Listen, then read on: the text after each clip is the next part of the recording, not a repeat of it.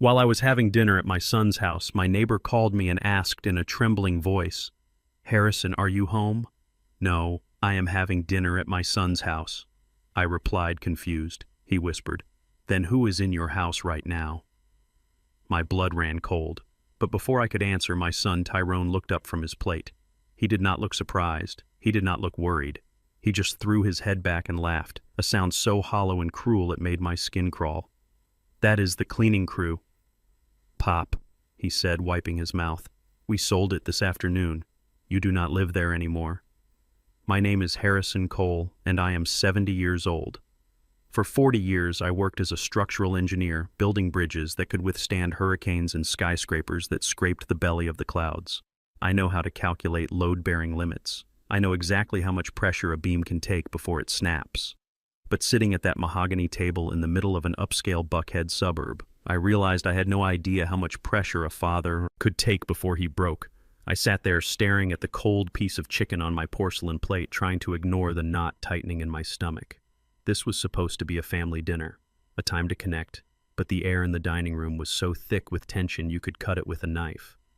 My son Tyrone sat at the head of the table wearing a suit that cost more than my first car, checking his watch every 30 seconds. He is 32 years old, a stockbroker who talks fast and lives faster. But tonight his eyes were darting around the room, avoiding mine as if I were a creditor come to collect. To his right sat his wife, Emily. She is 28 years old, with blonde hair that is always perfectly styled and a phone that is surgically attached to her hand. Emily calls herself an influencer. She spends her days taking photos of latte art and posting about social justice causes she knows nothing about. To her, I am not a father-in-law or an elder worthy of respect. I am a prop, a relic. Convenient way to show her followers how inclusive and caring she is while treating me like a piece of furniture that clashes with her modern decor. The dinner was a disaster from the start. The food was bland and lukewarm, a catered meal pretending to be home-cooked. Emily pushed a bowl of quinoa salad toward me with a smile that did not reach her eyes. "You need to eat more." "Harrison," she said, her voice taking on that condescending tone people use with toddlers or pets. "We read an article today about how important nutrition is for seniors, especially those with cognitive decline." I gripped my fork tighter. "I do not have cognitive decline. My mind is as sharp as it was the day I patented a hydraulic system that is currently being used in half the buildings in downtown Atlanta. But they need me to be weak. They need me to be confused. It fits their narrative." "I am fine, Emily," I said, my voice steady. "I just am not hungry." She exchanged a look with Tyrone, a look that said, "See, I told you he is. I told you he..." Difficult. Then she turned back to me, sipping her white wine. "We were just thinking." "Dad." Tyrone started finally looking at me, his leg bouncing nervously under the table. "This house, you know the old place. It is a lot of work for one person. The stairs, the yard maintenance. It is dangerous. Here we go again. The same conversation we have been having for 6 months. They want me out of my house.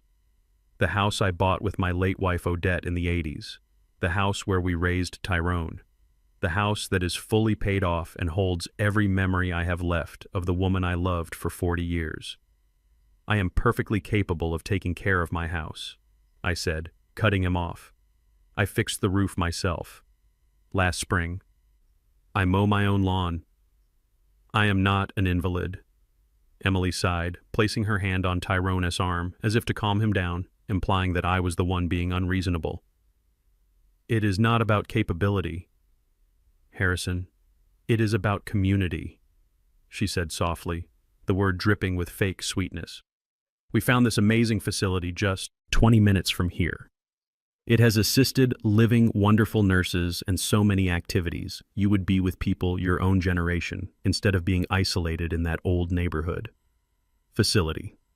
That is the polite word for a warehouse where they store old people until they die. I looked around their dining room. I saw the crystal chandelier, the imported rugs, the art on the walls that looked expensive but meant nothing.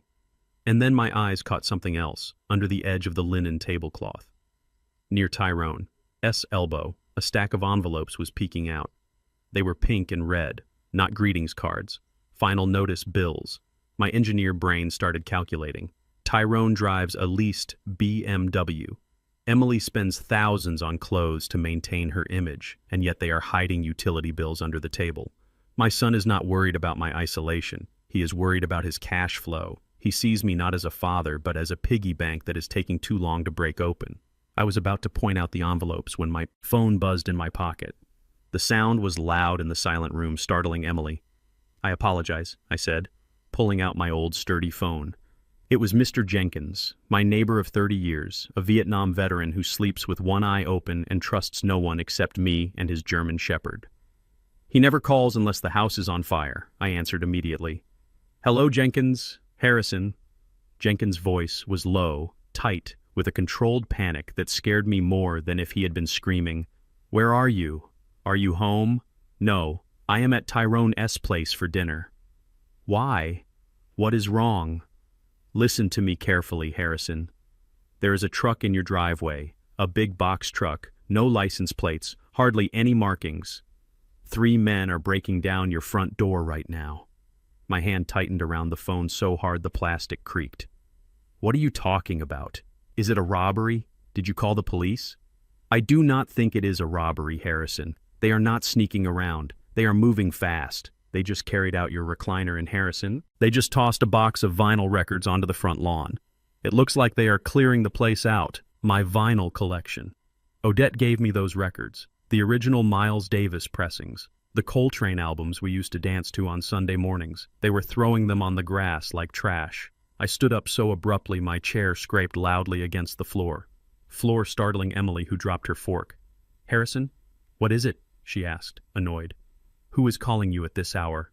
I ignored her. My eyes locked onto Tyrone.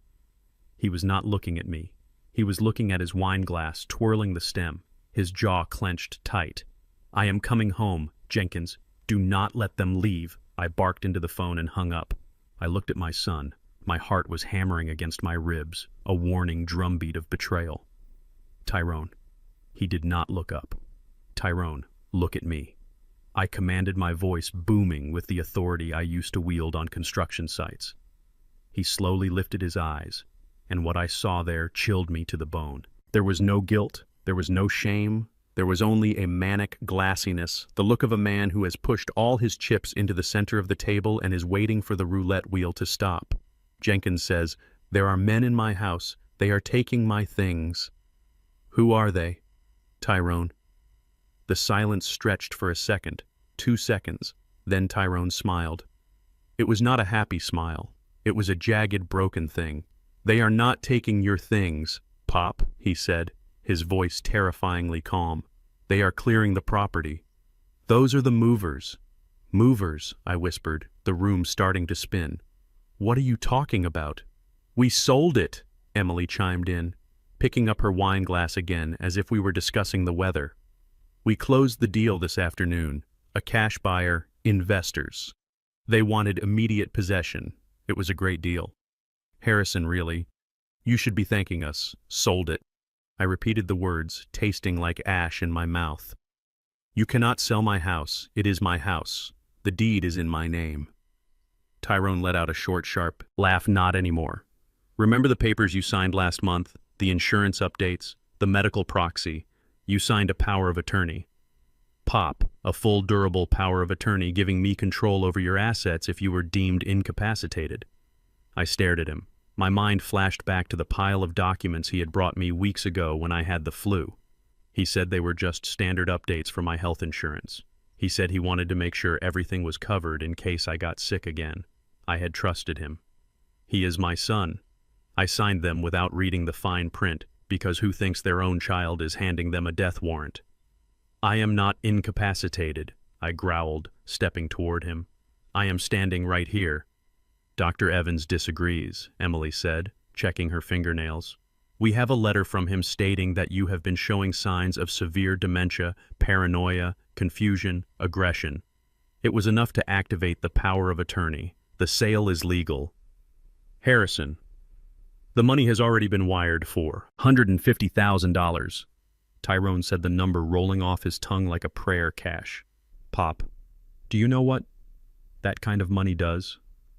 It solves everything. No more mortgage, No more sharks. No more problems. Sharks. The word hung in the air. I looked at the red envelopes under the tablecloth again. This was not just greed. This was desperation. My son was in trouble. Deep trouble. And he had decided to sacrifice me to save himself.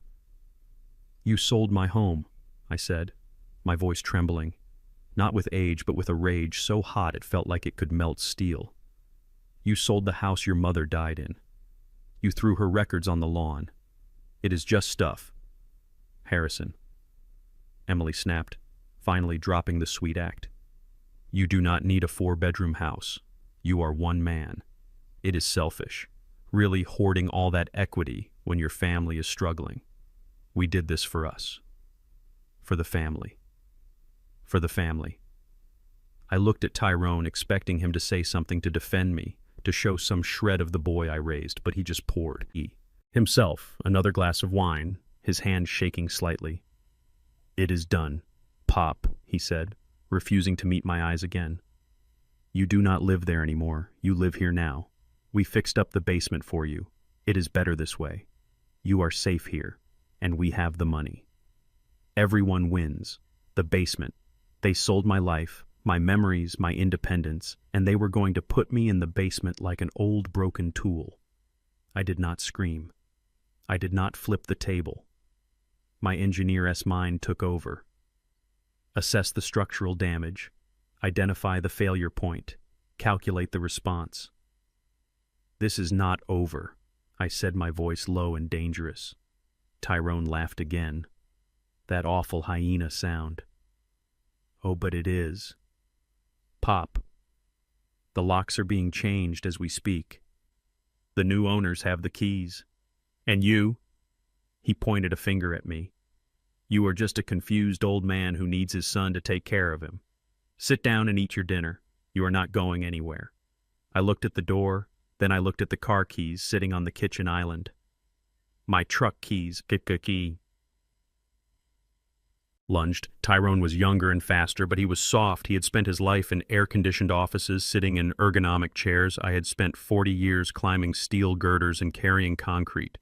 I hit him with a shoulder check that knocked the wind out of him and sent him crashing into the sideboard. Crystal glasses shattered, raining down like jagged confetti. Harrison, Emily screamed, jumping up. "Stop it! You are crazy!" I grabbed my keys off the counter. My heart was pounding a frantic rhythm against my chest. "Run! Run! Run! I am going home!" I shouted over my shoulder. "You cannot drive!" Tyrone gasped, struggling to get up from the floor. "You are not insured anymore. I canceled it."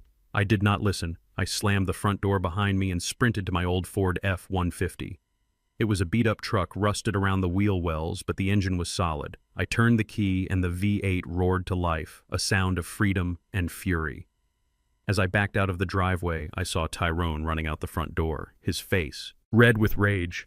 He was shouting something, waving his arms, but I was already gone. Tires screeching against the asphalt. I drove faster than I should have, my hands gripping the steering wheel so hard my knuckles turned white. The streetlights blurred past like streaks of fire. My mind was racing, trying to make sense of the nightmare. They sold it. They forged my consent. They think I am crazy.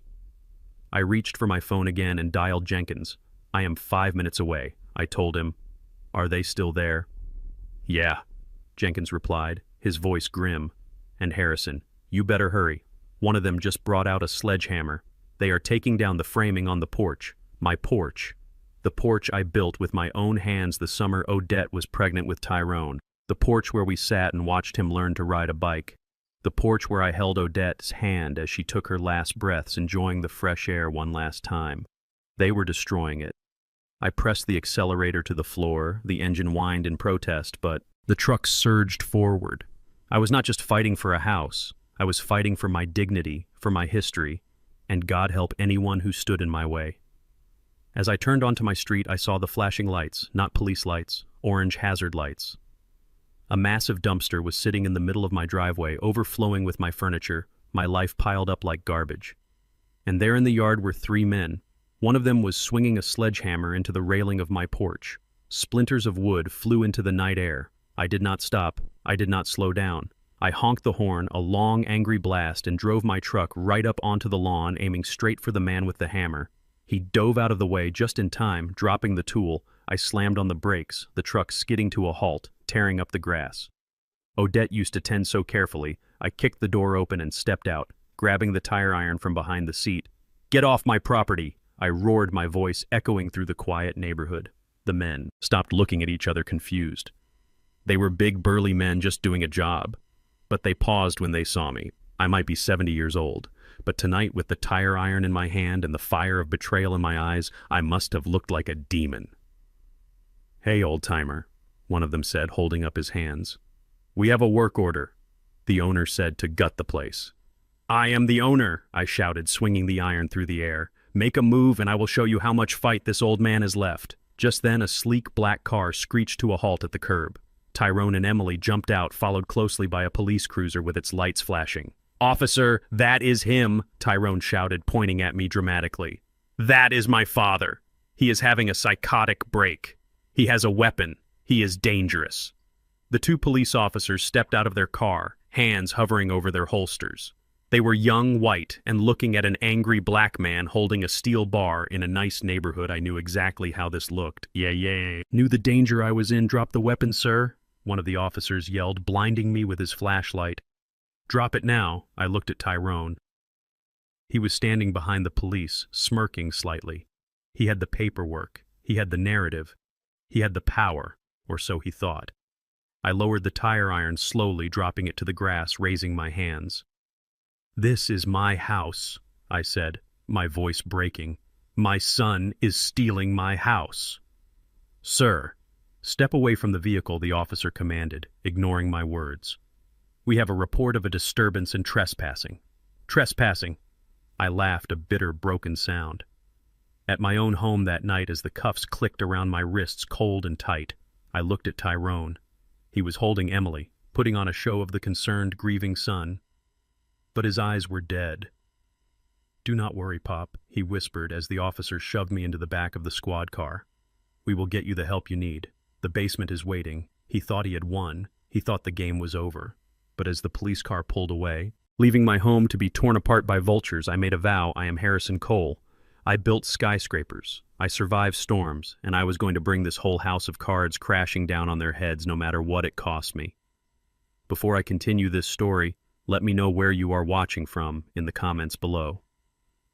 Hit like and subscribe if you have ever had to stand up to family who underestimated your worth. You are not going anywhere, Harrison. Emily hissed, standing in the doorway with her arms crossed. She looked small and fragile in her designer silk blouse, but her eyes held the cold, dead stare of a shark. She blocked the exit to the kitchen, her body rigid. "You cannot drive. The insurance is canceled. Remember? And the keys to your truck are gone. I took them off your ring while you were in the bathroom." She held up a set of keys, dangling them tauntingly. The metal jingled a sound that was meant to make me feel helpless, like a child who had lost his privileges. She thought she had won. She thought that by taking the keys, she had stripped me of my agency. But Emily did not know about the spare key. I kept a duplicate ignition key on a small brass hook behind the pantry door, hidden under an old calendar. It was a habit from 40 years of marriage, a backup plan because Odette used to lose everything. I did not waste breath arguing. I did not beg. I calculated the distance between us and the structural integrity of the obstacle in my path. Tyrone was scrambling to his feet behind me, groaning from the shove I had given him moments ago. I had seconds before he recovered. I stepped forward, my heavy work boots thudding against the hardwood floor. Emily flinched, expecting me to hit her. I saw the flash of fear in her eyes, the realization that she had pushed a man too far. But I did not touch her. I am a man who builds things, not a man who strikes women.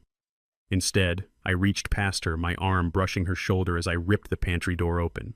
I grabbed the brass key from its hook. The metal felt cold and sharp in my palm, a talisman of freedom. "What are you doing?" Tyrone shouted, lunging for me. He grabbed the back of my jacket, his fingers digging into the fabric. I spun around, using the momentum to break his grip. I was 70 years old and my joints ached when it rained, but I had spent my life lifting steel beams and pouring concrete. Tyrone had spent his life lifting lattes and poring over spreadsheets. There was no contest. I drove my shoulder into his chest, not hard enough to break ribs, but hard enough to knock the wind out of him again. He stumbled back, crashing into the kitchen island, gasping for air. "Harrison, stop!" Emily shrieked, her voice shrill and panicked. "You are having an episode. You are dangerous." I ignored her. I slammed the door leading to the garage and locked it behind me. The sound of the deadbolt sliding home was satisfying, a small victory in a night of defeats. I ran to my truck, my 1990 Ford F-150. It was beat up. The paint was peeling and the upholstery smelled like old coffee and sawdust, but it was mine. I jammed the spare key into the ignition and prayed. The engine sputtered once, twice, then roared to life with a familiar throaty growl. It was the sound of loyalty. I hit the button for the garage door, but nothing happened. They had cut the power to the opener. Of course they had. They had thought of everything, or so they believed. I put the truck in reverse and looked in the rearview mirror. The garage door was reinforced, aluminum sturdy but not invincible. I revved the engine, gripping the steering wheel until my knuckles turned white. "I am sorry, Odette," I whispered. I released the brake and slammed on the gas. The truck shot backward. The impact was deafening. Metal screeched, wood splintered, and the garage door buckled outward, tearing off its tracks. The truck shuddered but kept moving, bursting through the barrier and into the cool night air. I did not look back at the house. I shifted gears and peeled out of the driveway, leaving tire marks on their pristine suburban lawn. I drove faster than I should have. The streetlights blurred into streaks of yellow fire. My heart was pounding a frantic rhythm against my ribs, anger and adrenaline mixing into a potent cocktail. They sold my house. The words played on a loop in my mind. They sold my memories. They sold my life. It took me 20 minutes to cross town to the old neighborhood. The streets here were narrower, the trees older, the houses modest, but built with care. As I turned onto my street, my stomach dropped. It looked like a war zone. A massive orange dumpster sat in the middle of my driveway. It was already half full of my life. My recliner, the one I sat in every Sunday to watch football, was upside down, its fabric torn. My bookshelf, the one I built by hand for Odette's mystery novels, was smashed into pieces. 3 men were moving like ants over the carcass of my home. They were hauling boxes out the front door, throwing them into the dumpster with careless indifference. One of them was carrying a large framed photograph. It was the portrait of Odette and me from our 40th anniversary. The glass caught the light from the street lamp for a second before the man tossed it onto the pile of debris. I heard the glass shatter. That sound broke something inside me. I did not park the truck. I abandoned it right in the middle of the street, the door hanging open. I reached behind the seat and grabbed the tire iron. It was a heavy piece of solid steel rusted at the handle, cold and unforgiving.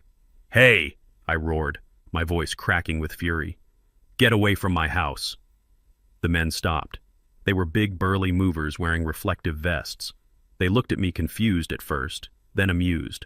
An old black man in a flannel shirt waving a metal bar. "Easy there, Pops," one of them said, stepping forward. He was holding a lamp. My lamp. The one Odette bought at a flea market in Savannah. "You need to clear out. We are working here." "Put it down," I commanded, stepping onto the grass. My lawn, usually manicured, was trampled and muddy. "Put it down, or I will put you down." The man laughed. He actually laughed. "Look, old-timer, the owner wants this place gutted by morning. Go home and take your meds." I did not think I just reacted. I swung the tire iron with all the strength I had left. I did not aim for the man. I aimed for their truck. The steel bar connected with the windshield of their box truck with a sickening crunch, the safety glass spiderwebbed, instantly turning opaque white. "What the hell?" the man shouted, dropping the lamp. It shattered on the driveway. I swung again, taking out the side mirror. I swung again, denting the fender with a loud metallic clang. "Get off my property," I screamed, swinging the iron through the air, creating a perimeter of rage. "This is my home." The men backed away, hands raised, realizing this was not a normal job. This was a man with nothing left to lose. "Call the cops," one of them yelled, running toward the cab of the truck. I stood there in the middle of my yard, chest heaving the tire, iron heavy in my hand. I was surrounded by the wreckage of my life, the broken glass, the splintered wood, the torn photographs. It was all garbage to them. To me, it was evidence of my existence. Then the world turned red and blue. Sirens wailed, cutting through the night air. 2 police cruisers screeched to a halt at the curb, blocking my truck. Doors flew open and officers spilled out, weapons drawn. "Drop the weapon, police! Drop it now!" The beam of a flashlight blinded me. I raised my hand to shield my eyes, but I did not drop the iron. Not yet. I was holding on to it like an anchor. "I live here," I shouted, squinting into the light. "These men are looting my house." "Sir, put the weapon on the ground or we will shoot." The voice was young, tight with adrenaline. I knew the statistics. I knew what happens when a black man holds a weapon in front of the police. I knew I was seconds away from dying on my own front lawn. Slowly, painfully, I lowered the tire iron. I let it fall to the grass. It made a dull thud. "On your knees, hands behind your head." Now I sank to my knees, the wet grass soaking through my jeans. My knees ached, but I barely felt it. I clasped my hands behind my head, interlacing my fingers, just as I had taught Tyrone to do if he ever got stopped. Just then, a sleek black BMW pulled up behind the police cars. Tyrone and Emily jumped out. They looked immaculate, untouched by the chaos. Tyrone adjusted his tie as he walked toward the officers. Emily was already crying, covering her mouth with her hand, in a performance worthy of an award. "Officer." "Thank God," Tyrone said, breathless, his voice projecting the perfect image of a concerned citizen. "That is my father. He is confused. He has been having episodes." The officer, a young white man with a buzz cut, lowered his weapon slightly but kept it trained on me. "Is this your property, sir?" the officer asked Tyrone. "Yes," Tyrone replied smoothly, reaching into his jacket pocket. "It belongs to the Cole Family Trust. I am the trustee. My father has severe dementia. We tried to transition him to a care facility tonight, but he became violent. He assaulted me and stole a vehicle to come here." "He is lying," I shouted from the ground, spitting out a blade of grass. "He is a liar. He stole my house." Emily stepped forward, tears streaming down her face, clinging to Tyrone's arm. "Officer, please do not hurt him. He does not know what he is doing. He thinks he still lives here. It is heartbreaking, really. We just want to get him help." The officer looked at me. Then he looked at Tyrone in his expensive suit and Emily with her designer bag.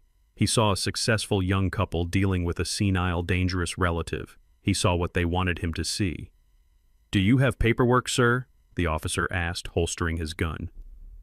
"Yes," Tyrone said, pulling a folded document from his pocket. "I have a durable power of attorney. It grants me full control over his medical and financial decisions due to his incapacitation.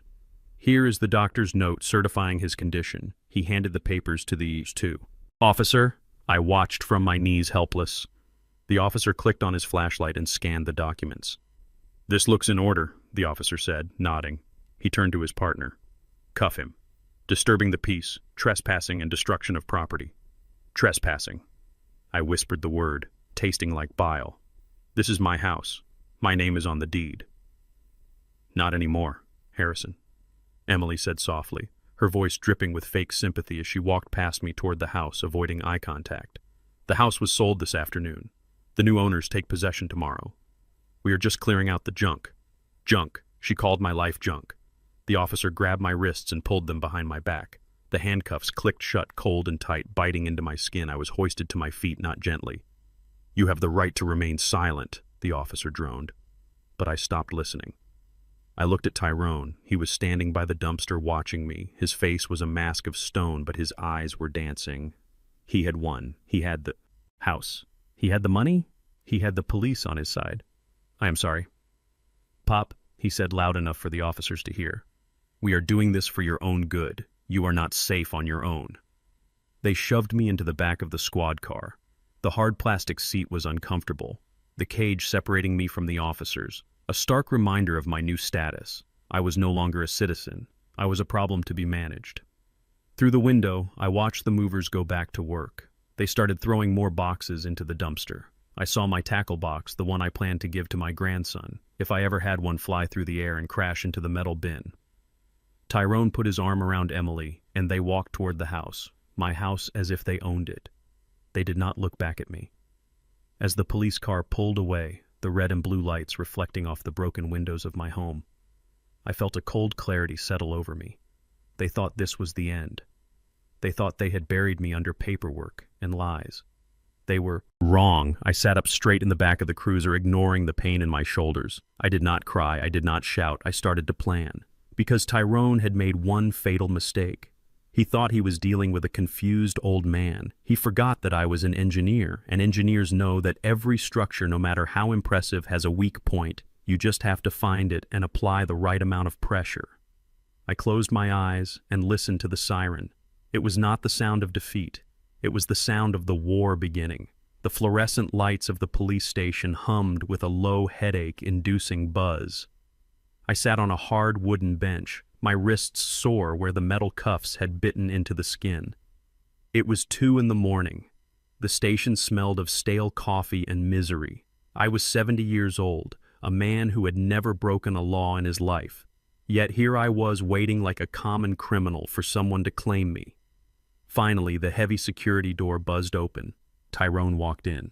He did not look worried. He looked annoyed. He was adjusting his silk tie, his eyes scanning the room with a mixture of arrogance and impatience. He signed the paperwork at the front desk with a flourish of his expensive pen, not even glancing at me until the officer unlocked the holding cell gate. "Let us go, Pop," Tyrone said, his voice flat. "You are lucky I have friends in the department, or you would be spending the night in county."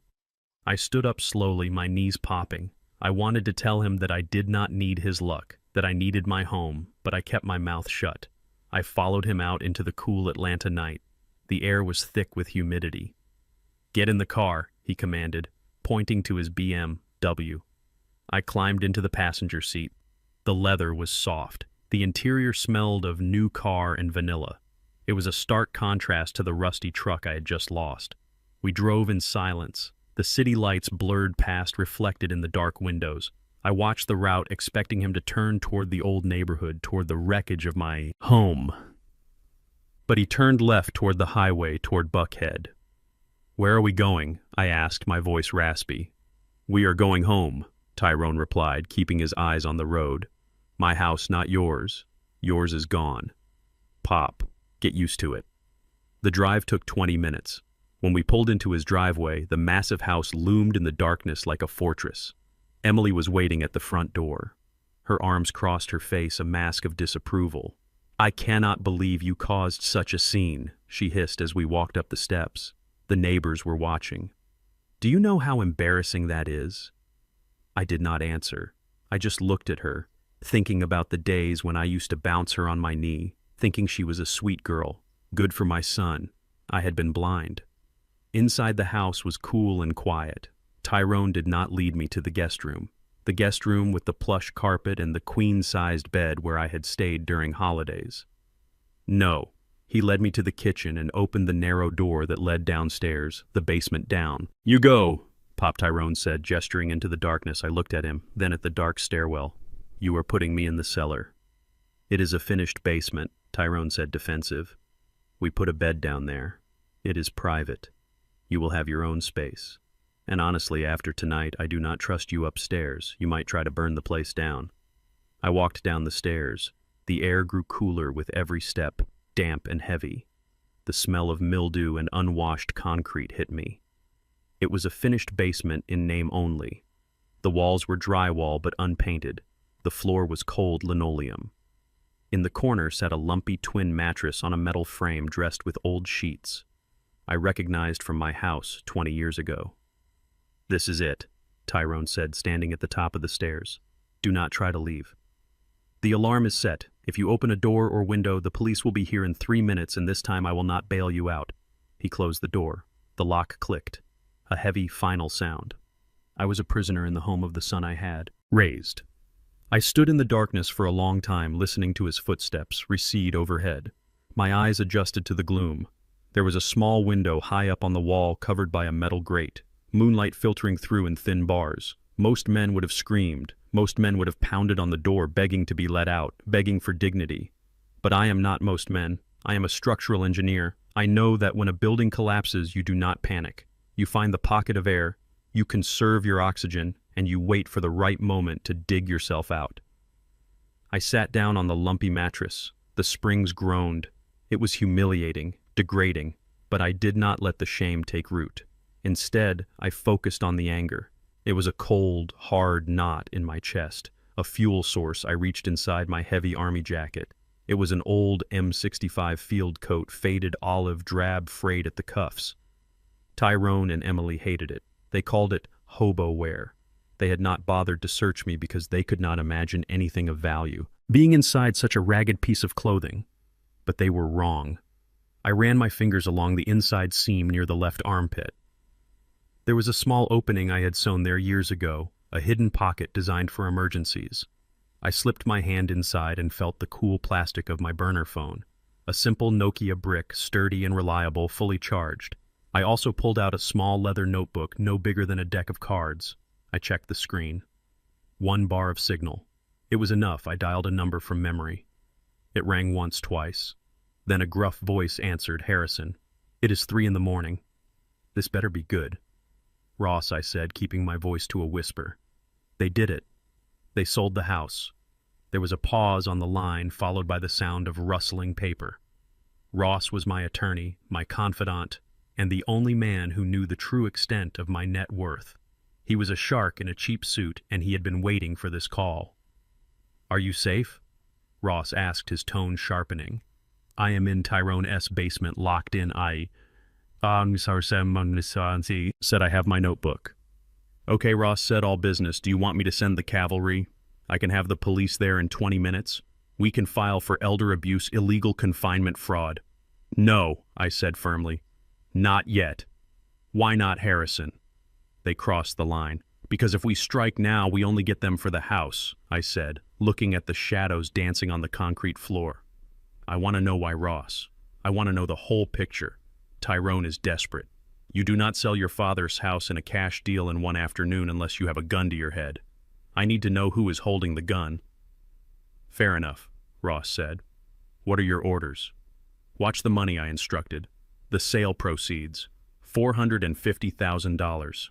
It should hit Tyrone's account tomorrow morning. I want to know where every single cent goes. Do not freeze it. Let him feel rich. Let him feel safe." "Understood," Ross said. "And Harrison?" "Yeah, keep your phone off during the day. Check in only at night. Stay sharp. Old friend?" I ended the call and slipped the phone and notebook back into the hidden lining of my jacket. I patted the fabric smooth, making sure it looked flat.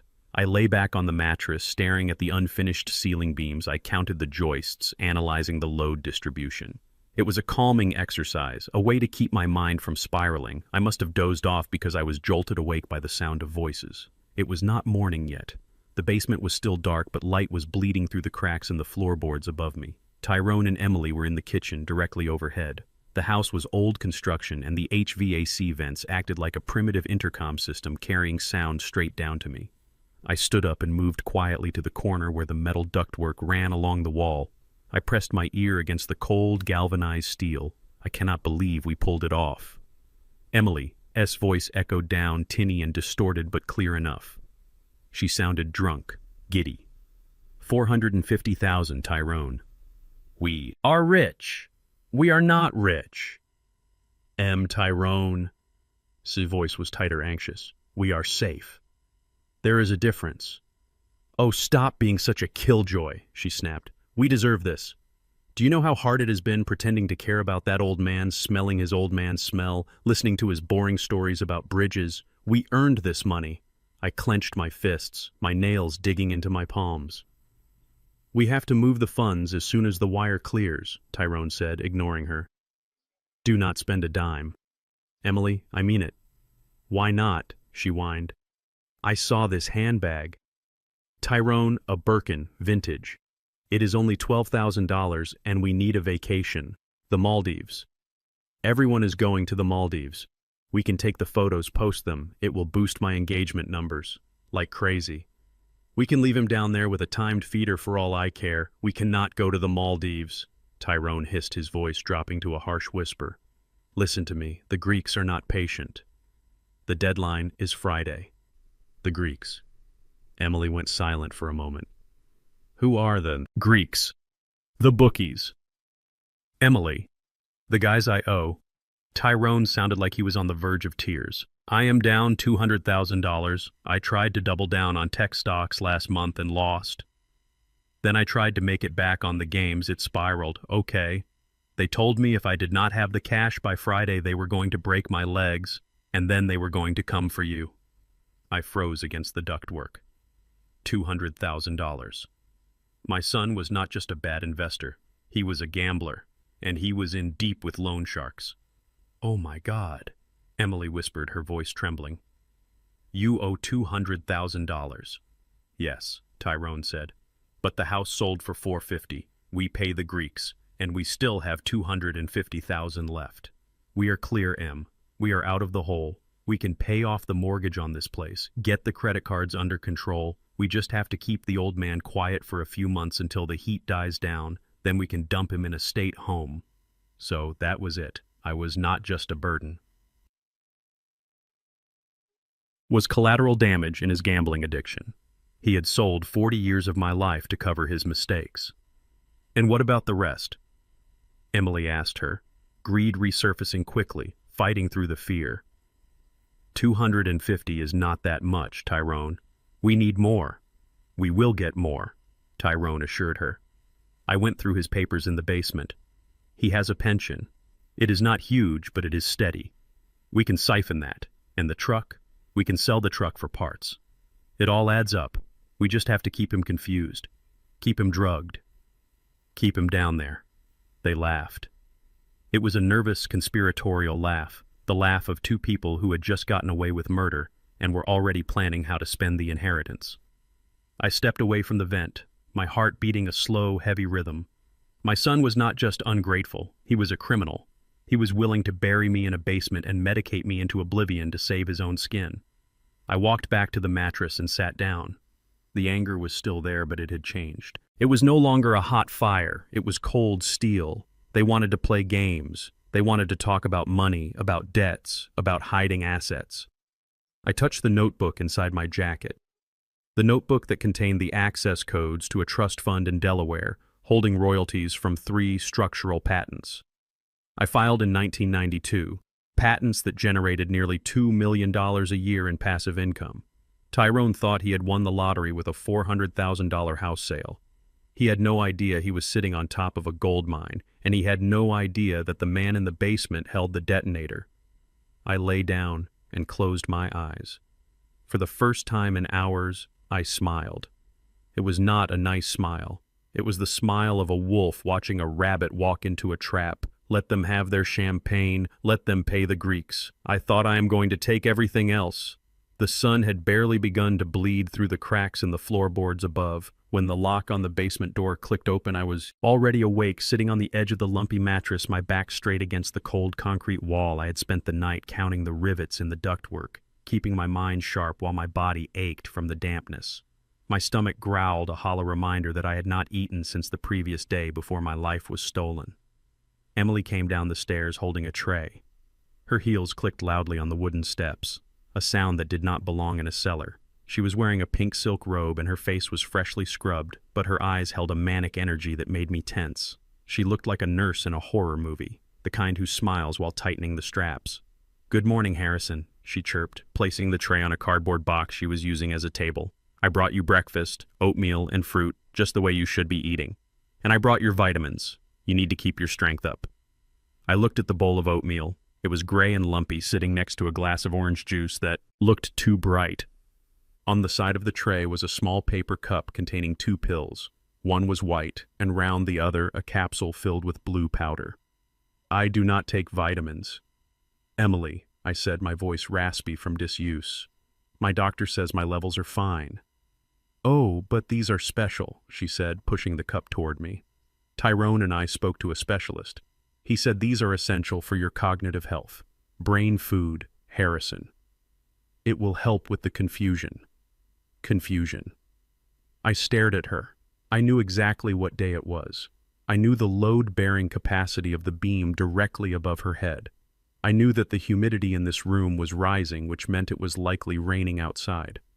I was not the one who was confused. I picked up the cup and sniffed it subtly.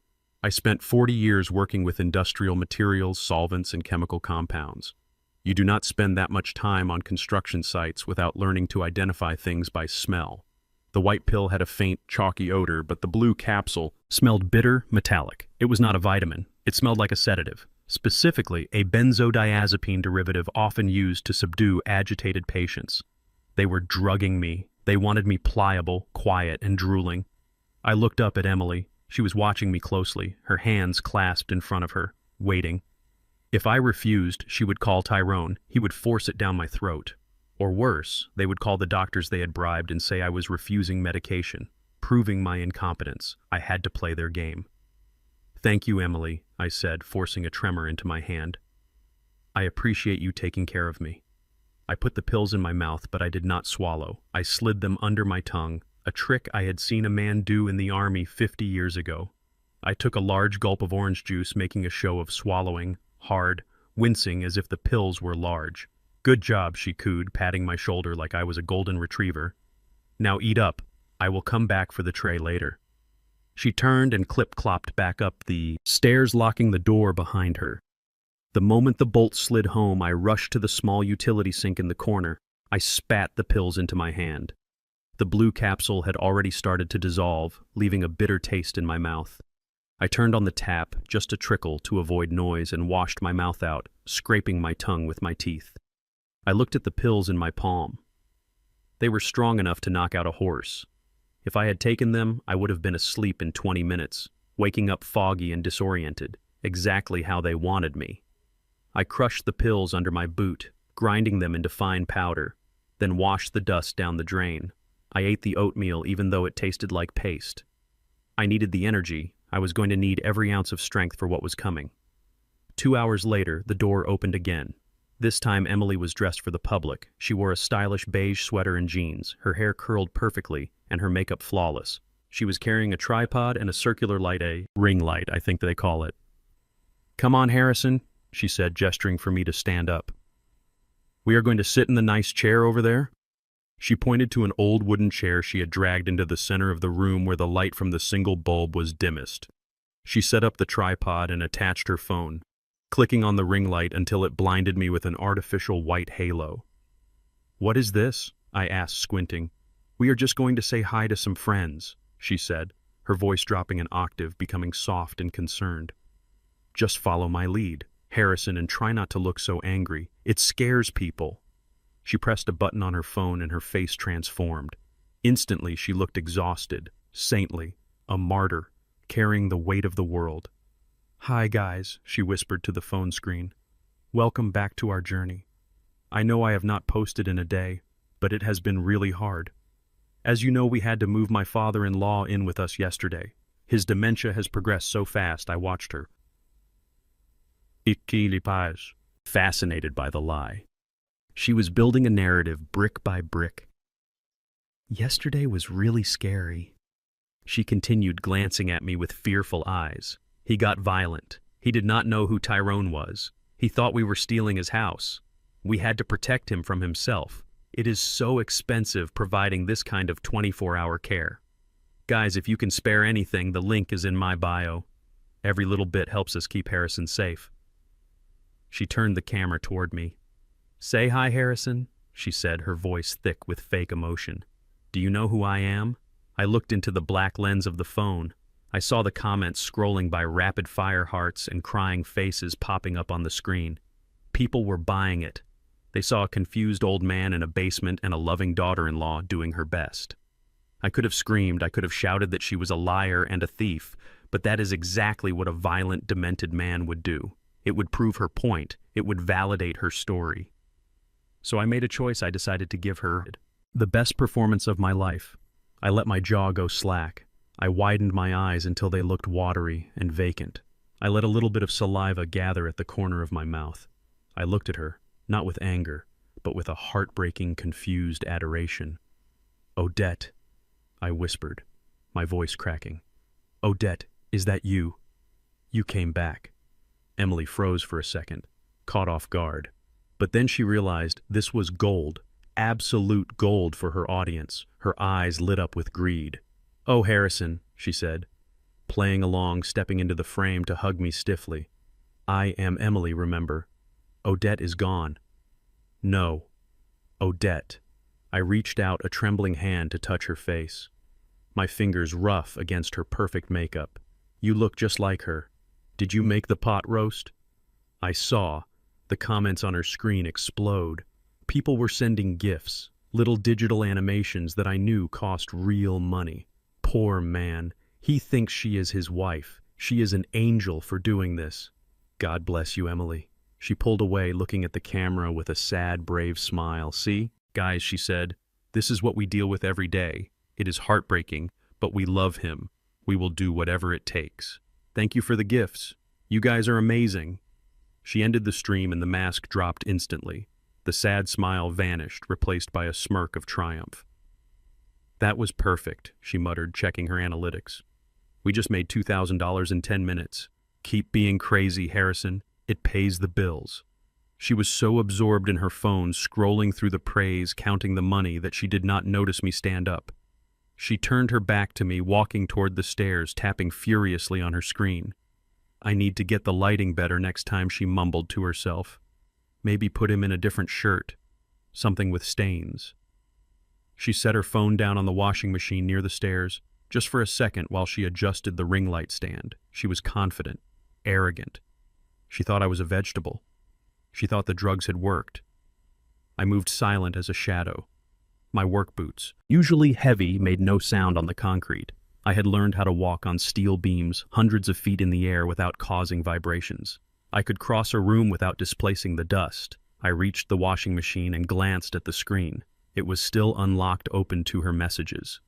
A notification banner dropped down from the top. Gym trainer, Marcus. The message read, "Is the old zombie asleep yet? I want you tonight. Ty does not have to know." My heart hammered against my ribs. Gym trainer, Marcus. The message was intimate, disrespectful, and damning. Not only was she stealing my money and my house, she was cheating on the husband who was destroying his soul to give her everything she wanted. Tyrone was a fool. A criminal, yes, but a fool. He had sold his father down the river for a woman who was laughing at him with another man. I reached inside my jacket and pulled out the Nokia brick. I had snapped a photo of the screen before the banner disappeared. The image was grainy but legible. Jim. Trainer Marcus asking for my daughter-in-law while my son was likely upstairs counting the money from my house. I slipped the Nokia back into my pocket and stepped back to the chair, sitting down just as Emily turned around. "Okay, Harrison," she said, grabbing her phone without checking it. "Stay put. I have to go edit this footage. Do not make any noise." She unlocked the door and went upstairs, leaving me in the semi-darkness again. I sat there listening to the click of the lock. The anger I felt was different now. It was not just about the house or the money. It was about the betrayal, the layers of it. She was using me to get sympathy, money from strangers. She was drugging me to keep me compliant, and she was betraying Tyrone while he betrayed me. It was a house of cards built on lies and greed, and I had just found the loose thread that could unravel the whole thing. I touched the pocket where the Nokia sat warm against my chest. I had the photo, I had the knowledge. Now I just needed the right moment to use it. I leaned back against the wall and closed my eyes, picturing the structural blueprints of a demolition. You do not just blow everything up at once. You weaken the supports, you drill the holes, you plant the charges, and then when everything is ready, you push the button. I was not just a prisoner in a basement anymore. I was the saboteur inside their walls, and they had no idea I was awake. I sat in the dark on the edge of the mattress and closed my eyes, letting the damp chill of the basement seep into my bones to keep me alert. In the silence of my confinement, my mind drifted back to 1984. I was not sitting in a cellar. Then I was standing on a windswept platform 40 stories above the streets of Chicago, holding a blueprint that would change the skyline. They called it the coal dampener system. It was a hydraulic counterweight mechanism designed to help skyscrapers sway against high winds without snapping. It was elegant, it was simple, and it was mine. I filed the patent 3 months later, followed by 2 more for seismic reinforcement and bridge pylons. Tyrone thinks I am a retired city worker living on a meager pension. He sees the rusted truck and the worn-out flannel shirts and assumes I am scraping by checking for coupons at the grocery store. He has no idea that every time a skyscraper in Tokyo survives a typhoon or a bridge in San Francisco withstands a tremor, a deposit is made into a blind trust in Delaware, $2 million a year, for 30 years. The money piled up quiet and unseen like silt at the bottom of a river. I never touched it. I lived off my salary because I wanted to teach my son the value of $1. I wanted him to build his own life. not stand on a pile of my cash and call himself tall. Now, as I sat in the prison he had built for me, I realized my mistake. I had hidden the money so well that he thought I was worthless. I had taught him that I was a man of small means, so he treated me with small respect. He did not know he had locked a multimillionaire in his basement. He did not know that the man he was planning to discard like trash could buy and sell him 10 times over before breakfast. The sound of the lock turning snapped me back to the present. The door swung open and light flooded the stairs, blinding me momentarily. Tyrone stomped down the steps, holding a bundle of fabric. He looked manic, his eyes wide and bloodshot, his tie loosened around his neck. He threw the bundle at me. It hit my chest with a dusty thud. "Put these on," he ordered, his voice tight with stress. I unfolded the clothes. It was a pair of stained sweatpants with a hole in the knee and a t-shirt that smelled of mildew and old sweat. They were rags, the kind of clothes you would find in a donation bin that had been rejected. Why, I asked, dropping them on the mattress. "Because Dr. Evans is coming at 4 o'clock, Tyrone said, pacing the small room like a caged animal. "He needs to see the decline. Pop, you need to look the part. You are not Harrison, Cole the engineer, anymore. You are Harrison, the senile old man who wets himself and forgets his own name." He stopped pacing and looked at me with disgust. He reached into his pocket and pulled out my wallet. It was an old leather bifold cracked at the spine, shaped to my hip from years of use. He flipped it open and pulled out the cash inside. $40. He laughed, a short barking sound that echoed off the concrete walls. $40. Pop, this is it. This is your whole life. A lifetime of working with your hands getting dirty, sweating in the sun, and this is what you have to show for it. He threw the bills on the floor as if they were contaminated. "You are pathetic," he spat. "You spent your whole life being careful, saving pennies, fixing your own roof. And look where it got you. You are broke, you are old, and you are in my basement wearing my cast-offs." I looked at the bills on the floor. I did not pick them up. I looked at my son standing there in his Italian suit that I knew he had bought on. Credit sneering at the $40 that I had earned with honest work. "You measure a man by his wallet, Tyrone," I said softly. "That is why you are empty." He stepped forward, his face twisting into a snarl. "Do not lecture me, old man. You do not get to lecture me. You are the failure here, not me. I am making moves. I am closing deals. I just sold a house for $500,000. What have you done lately besides drool?" He did not wait for an answer. He kicked the mattress, sending dust motes dancing into the light. "Put on the rags," he commanded. "If you are not wearing them when I come back down with the doctor, I will make you regret it, and do not try anything stupid. Evans is on my payroll. He sees what I pay him to see." He turned and stormed up the stairs, slamming the door and locking it with a heavy mechanical clack. I waited until his footsteps faded into the kitchen above. Then I stood up, I picked up the rags and folded them neatly, placing them on the chair. I would wear them later. I would play his game for now. But tonight the game would change. I went to the small window high on the wall. It was a narrow, rectangular opening meant for ventilation, covered by a metal grate and a layer of grime. Earlier that afternoon, while Emily was busy editing her video, I had used a loose nail I found behind the washing machine to work on the screws holding the grate in place. It had taken hours of patient, silent scraping. The screws were rusted, painted over layers of neglect, but rust has a yield point. I had applied torque, slowly, consistently, turning them a fraction of a millimeter at a time. I climbed up onto the washing machine, my boots finding purchase on the metal lid. I reached up and tested the grate. It was loose. I pushed gently and it swung outward, revealing a slice of the night sky and the overgrown bushes of the backyard. The opening was tight, maybe 14 inches high, but I was not a wide man. I took off my heavy jacket and pushed it through first. Then I hoisted myself up. I felt the rough concrete scrape against my ribs, a sharp pain that told me I was alive. I exhaled completely, collapsing my chest and wiggled through the opening. My shoulders scraping the sides, I tumbled out onto the damp earth, landing in the mulch behind the hydrangea bushes. The air smelled of wet grass and exhaust fumes. Freedom. I put my jacket back on, checking the pocket. The Nokia and the notebook were safe. I stayed low, moving through the shadows of the yard, avoiding the motion sensor lights. I knew where the blind spots were. I had analyzed the security system layout the moment I arrived. It was a cheap system installed by someone who cut corners just like everything else in Tyrone's life. I slipped through the side gate and walked 2 blocks before I dared to check my phone. I had a message from Jenkins. Meet me at the Waffle House parking lot off the highway midnight. It was a 20-minute walk.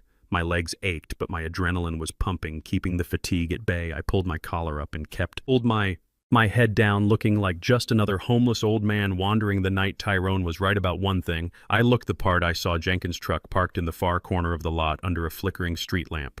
It was a battered Chevy, sturdy and dependable just like him. He was sitting in the driver's seat, smoking a cigarette, the cherry glowing in the dark. I opened the passenger door and climbed in. Jenkins looked me over, his eyes narrowing. "You look like hell." "Harrison," he grunted, taking a drag. "I feel like hell," I replied. "Where is it?" Jenkins reached under his seat and pulled out a heavy object wrapped in an oilcloth. He handed it to me. I unwrapped it. A snub nose, .38 special, cold steel fully loaded. It was legal, registered to Jenkins, but untraceable to me. "Do not use it unless you have to." Jenkins said, his voice grave. "This is not a war zone, Harrison." "It feels like one," I said, tucking the gun into the waistband of my pants at the small of my back. And the file Jenkins handed me, a thick manila envelope. I opened it under the dome light. My eyes scanned the documents, my engineer brain processing the data faster than I could read the words. It was a financial autopsy of my son. Tyrone was not just in debt, he was drowning. He had 3 mortgages on the Buckhead house. The last one was a high-interest loan from a private lender, the kind that breaks kneecaps for late fees. He had maxed out 11 credit cards. His trading accounts were empty, wiped out by a series of disastrous bets on cryptocurrency and volatile tech stocks. But the most damning document was at the bottom. A foreclosure notice from the bank dated 2 weeks ago. "He has 30 days, Harrison," Jenkins said, exhaling a plume of smoke. "The bank is taking his house. He is underwater on everything. The car, the furniture, the clothes, on his back. It is all leased or bought on credit." I stared at the paper. The numbers were red and angry. Tyrone owed nearly $2 million in total. The $450,000 from my house sale was not a windfall, it was a drop in the bucket. It would pay off the loan sharks, the Greeks he mentioned, but it would not save his house. "He needs more," I whispered, realizing the full scope of his desperation. "He needs everything," Jenkins confirmed. "He needs your pension. He needs your Social Security. He needs every asset you have just to keep the lights on for another 6 months. He is not trying to get rich, Harrison. He is trying to stay out of prison, or the morgue." I looked out the window at the highway, the cars rushing by, oblivious to the ruin sitting in this truck. My son was a failure, a man who had been given every opportunity, every advantage, and had squandered it all on an image, a hologram of success. "He thinks I am the burden," I said quietly. "He thinks I am the one dragging him down." Jenkins flicked his cigarette out the window, watching the sparks die on the asphalt. "He is desperate, Harrison, and desperate men are dangerous. You need to be careful if he finds out you have money, real money. He wanted to just put you in a basement. He will kill you for it." "I know," I said, touching the notebook inside my jacket. "I know." I looked at the foreclosure notice again. A plan began to form in my mind, a structural demolition. It required precision timing and absolute ruthlessness. "He needs money," I said, looking at Jenkins. "He is desperate for a lifeline." "Yeah," Jenkins said. So, I am going to give him one." I said, a cold smile touching my lips. "I am going to give him exactly what he wants, and it is going to crush him." I put the file back in the envelope and opened the door. "Take me back, Jenkins. Drop me a block away. I have to get back in before he wakes up."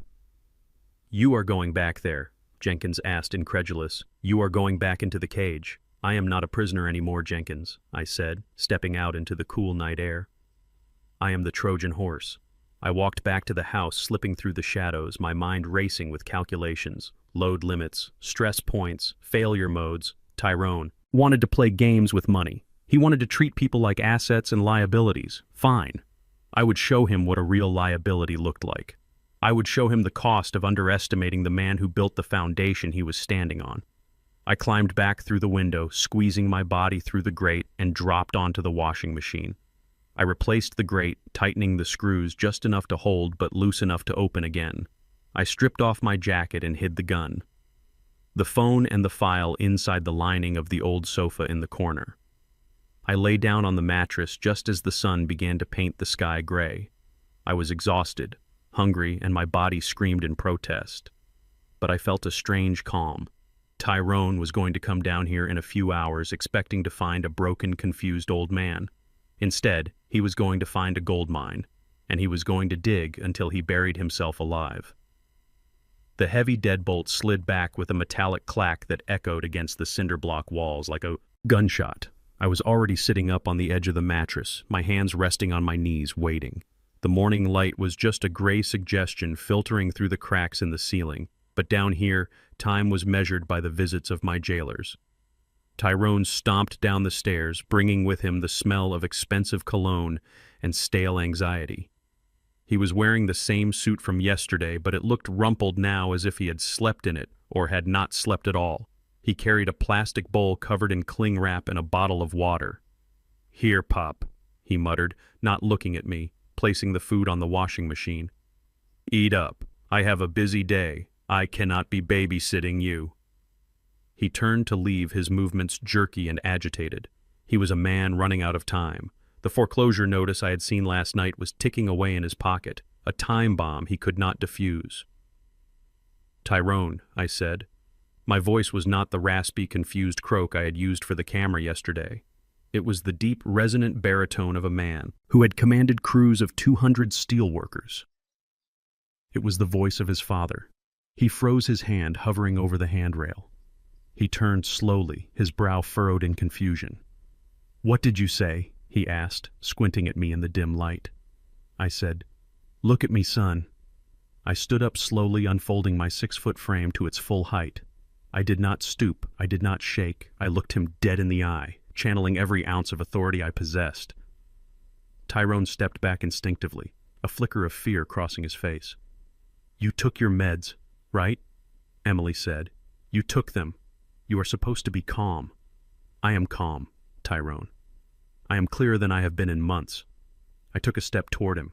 I saw his eyes dart to the door, wondering if he could make it up the stairs and lock me in again, but curiosity held him. Curiosity and the desperate hope that maybe, just maybe, I had something to say that could save him. I had a moment of clarity last night. I lied, my voice steady and convincing. Maybe it was the shock of the move, or maybe the fog just lifted for a minute. But I remembered something important. Tyrone crossed his arms, trying to regain his composure. "What are you talking about?" "Pop, go back to sleep. You are imagining things." "I am not imagining this," I said, leaning against the washing machine, casual, confident. I remembered the safety deposit box. Tyrone scoffed. "You do not have a safety deposit box. Pop, we checked your accounts. We checked everything. You have a checking account with $2,000 and a pension that barely covers groceries. Do not waste my time. Not my box," I corrected him quietly. "Your mother's." The mention of Odette made him pause.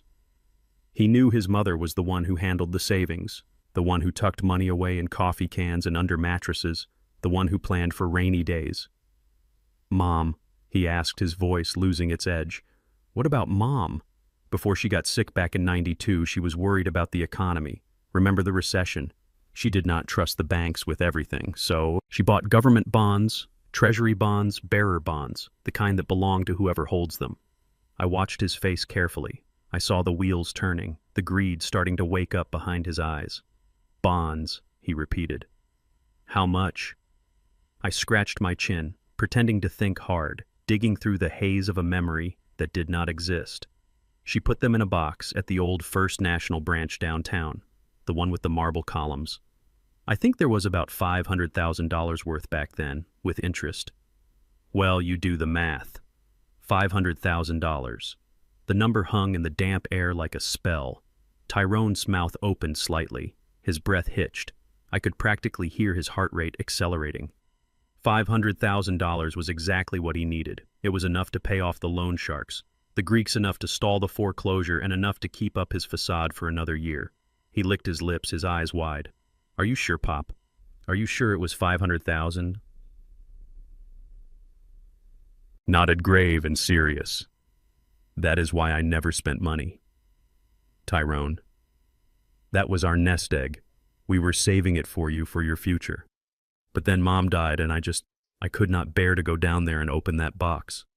It hurt too much, so I left it, and then I forgot about it until last night. Tyrone grabbed my shoulders, his grip tight, desperate. This is real, Pop. Tell me this is real. Do not mess with me, it is real, son. I said, looking him in the eye, lying with the ease of a sociopath. It is sitting there waiting. But you know how those old boxes work. You need the physical key, and you need me to sign for it.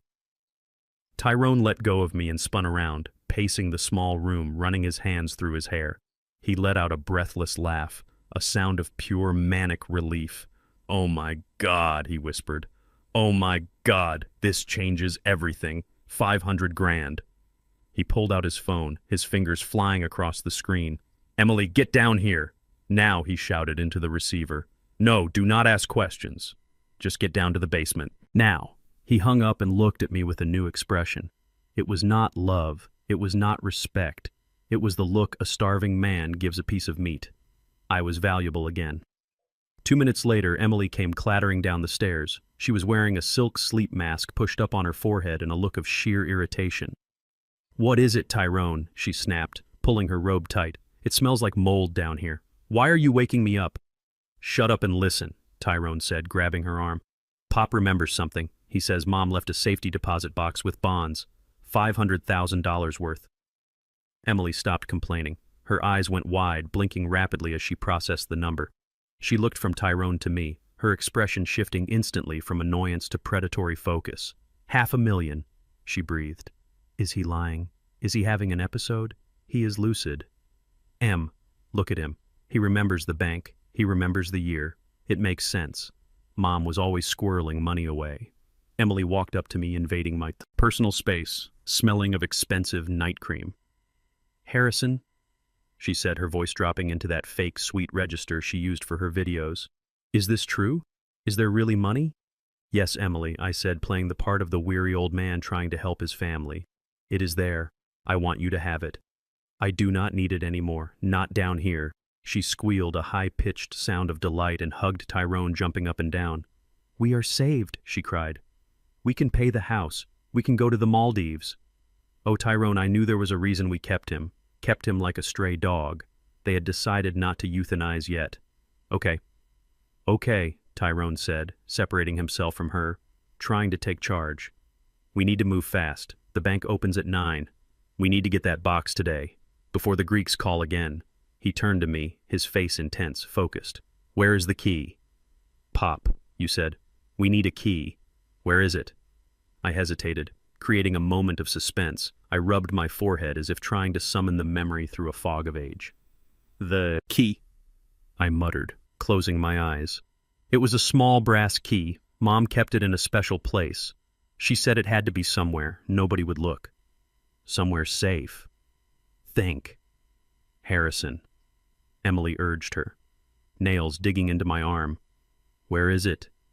Is it in your wallet? We checked your wallet." "No, not in my wallet." I opened my eyes, looking at them with feigned sadness. She sewed it inside the lining of her favorite thing. She wanted to keep it close. "What thing?" Tyrone demanded, shaking me slightly. "What thing?" "Pop, the teddy bear," I said softly. That old tattered bear she kept on her bedside table. The one with the missing eye, Mr. Cubby. She sewed it into the stuffing of the stomach. The room went silent, deathly silent.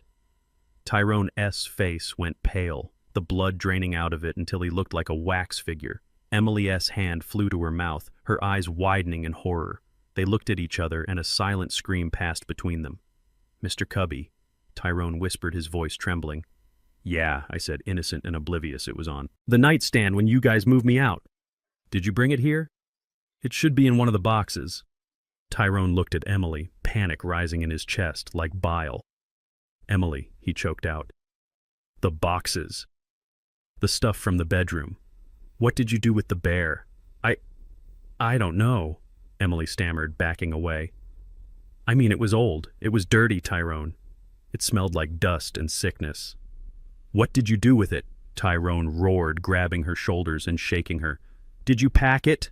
"No," she screamed, pushing him away. I threw it out. Okay, I threw it out yesterday. It was garbage. It was a gross old toy. Why would I keep that? You threw it out. Tyrone screamed, his voice cracking. You threw out $500,000. I threw out everything, Emily yelled back, hysterical. You told me to clear the house, Tyrone. You said get rid of the junk. We rented the dumpster. Remember? The big orange one. The dumpster. Tyrone spun around and looked at me. Horror written all over his face. Pop the dumpster in the driveway. Is it still there? Did they pick it up yet? I shrugged. Calm as a frozen lake. I do not know, son. You were the one who ordered the crew. I think the schedule said pickup was this morning. This morning. Tyrone checked his watch. It was 6:30 in the morning. The sanitation trucks usually came at 7. Oh, God. Tyrone gasped, clutching his chest. He looked like he was having a heart attack. We have to go. We have to go right now. He grabbed Emily's hand, dragging her toward the stairs. Move, move, he shouted, pushing her up the steps. But I am not dressed, Emily wailed. I am in my pajamas. I do not care, Tyrone screamed. Get in the car. We are going to the dump. We are going to the house. We have to find that bear. They scrambled up the stairs, tripping over each other in their greed and panic. I heard them running through the kitchen keys, jingling, a door slamming, and then the roar of the BMW engine peeling out of the driveway. I stood alone in the basement, listening to the silence return. They were gone. They were driving across town, breaking every speed limit to go dive into a dumpster filled with the debris of the life they had destroyed. They were going to dig through trash, through broken glass, through the memories they had discarded, looking for a stuffed bear that did not exist. There was no key. There were no bonds. There was only a lie. I had planted in their minds a seed of greed that had bloomed instantly. I walked over to the washing machine and picked up the bottle of water Tyrone had left. I took a long drink, enjoying the cool liquid. They would be gone for hours. The dump was massive, and if the truck had already come, they would have to chase it down, possibly all the way to the municipal landfill. They would be knee-deep in filth, fighting rats and seagulls looking for a phantom fortune, and while they were gone, the house was mine. I went to the door. It was locked from the outside, of course, but that was not a problem anymore. I had analyzed the hinges yesterday. They were external hinges. Cheap, contractor grade, meant for interior doors. Putting a hollow core door on a security perimeter was a mistake only an amateur would make. I took the spoon from the oatmeal bowl. It was flimsy metal, but the pin in the hinge was loose. I worked the handle of the spoon under the head of the pin and tapped it upward with the heel of my boot. 1 pin. 2 pins. 3. The door sagged in the frame. I pulled it gently from the handle side and it swung open backward, leaving the locked side engaged, but the doorway clear. I stepped out into the kitchen. The house was quiet. The morning sun was streaming through the windows, illuminating the dust motes dancing in the air. It looked like a normal home, a happy home. But I knew better. I walked to the living room and found the liquor cabinet. Tyrone had a bottle of wine sitting on the counter, a vintage Cabernet Sauvignon opened but barely touched, worth probably $200. I poured myself a glass. I sat down in Tyrone's leather recliner, put my feet up on the ottoman, and took a sip. It was good, rich and oaky. I took out my Nokia and dialed Jenkins. They are gone, I said when he answered. They are chasing ghosts at the landfill. Good, Jenkins chuckled. You have the run of the place. I do, I said, looking around the room. And Jenkins, yeah, I need you to call the bank, not my bank, the one that holds the mortgage on Tyrone's house. Tell them you are an interested buyer and you heard the property might be coming up for distressed sale. Ask them about the foreclosure timeline. You are going to squeeze him, Jenkins asked. I am going to crush him, I said, taking another sip of wine. But first, I am going to let him swim in garbage for a few hours. He needs the exercise. I hung up and settled back into the chair, enjoying the silence. Tyrone and Emily were out there right now, tearing apart garbage bags, ruining their expensive clothes, screaming at each other, accusing each other of throwing away their future. They thought they were hunting for treasure. They did not know that the real demolition had just begun. The silence in the house was a luxury I had not afforded myself in years. It was not the quiet of loneliness which I had known since Odette passed. It was the quiet of ownership. I sat in Tyrone's Italian leather recliner, the one he forbade me from touching because he said my work clothes would stain it. I had my feet propped up on the ottoman boots and all crossing my ankles with the deliberate slowness of a man who has nowhere to be. The bottle of vintage Cabernet Sauvignon stood open on the side table, breathing, letting its notes of dark cherry and oak fill the air. I poured a generous glass and held it up to the morning light, watching the deep red liquid swirl. It was a $200 bottle bought with money. Tyrone did not have to impress people he did not like. Now it was fueling the man he was trying to bury. I took a sip, letting the tannins coat my tongue. It tasted like justice. I picked up the remote and turned on the massive, flat-screen television mounted above the fireplace. I did not care what was on. I just wanted the noise, the normalcy of it. I found a documentary about the construction of the Hoover Dam, concrete pouring load distribution, the sheer will of men conquering nature. It was comforting. But while my eyes watched the dam rise, my mind was 20 miles away, at the municipal landfill. I did not need a security camera to see what was happening. I could visualize it with the precision of an engineer calculating a structural failure. I closed my eyes and pictured them. Tyrone in his $3,000 suit, now stained with leachate and grease, scrambling over mountains of black garbage bags. The heat at the landfill would be rising by now, baking the stench of rotting food, dirty diapers and decomposing organic matter into the air. It was a smell that stuck to you, a smell that entered your pores and refused to leave. I imagined Emily, her Manolo Blahniks, sinking into the sludge, her manicured nails clawing, through torn plastic searching for a teddy bear that had ceased to exist 24 hours ago. They would be screaming at each other, blaming one another for the loss of the fortune, Tyrone cursing her for throwing away the bear, Emily screeching that she did not know. They were two rats in a maze chasing the smell of cheese, ignoring the trap, snapping shut behind them. I took another sip of wine, feeling the warmth spread through my chest. This was not cruelty, it was education.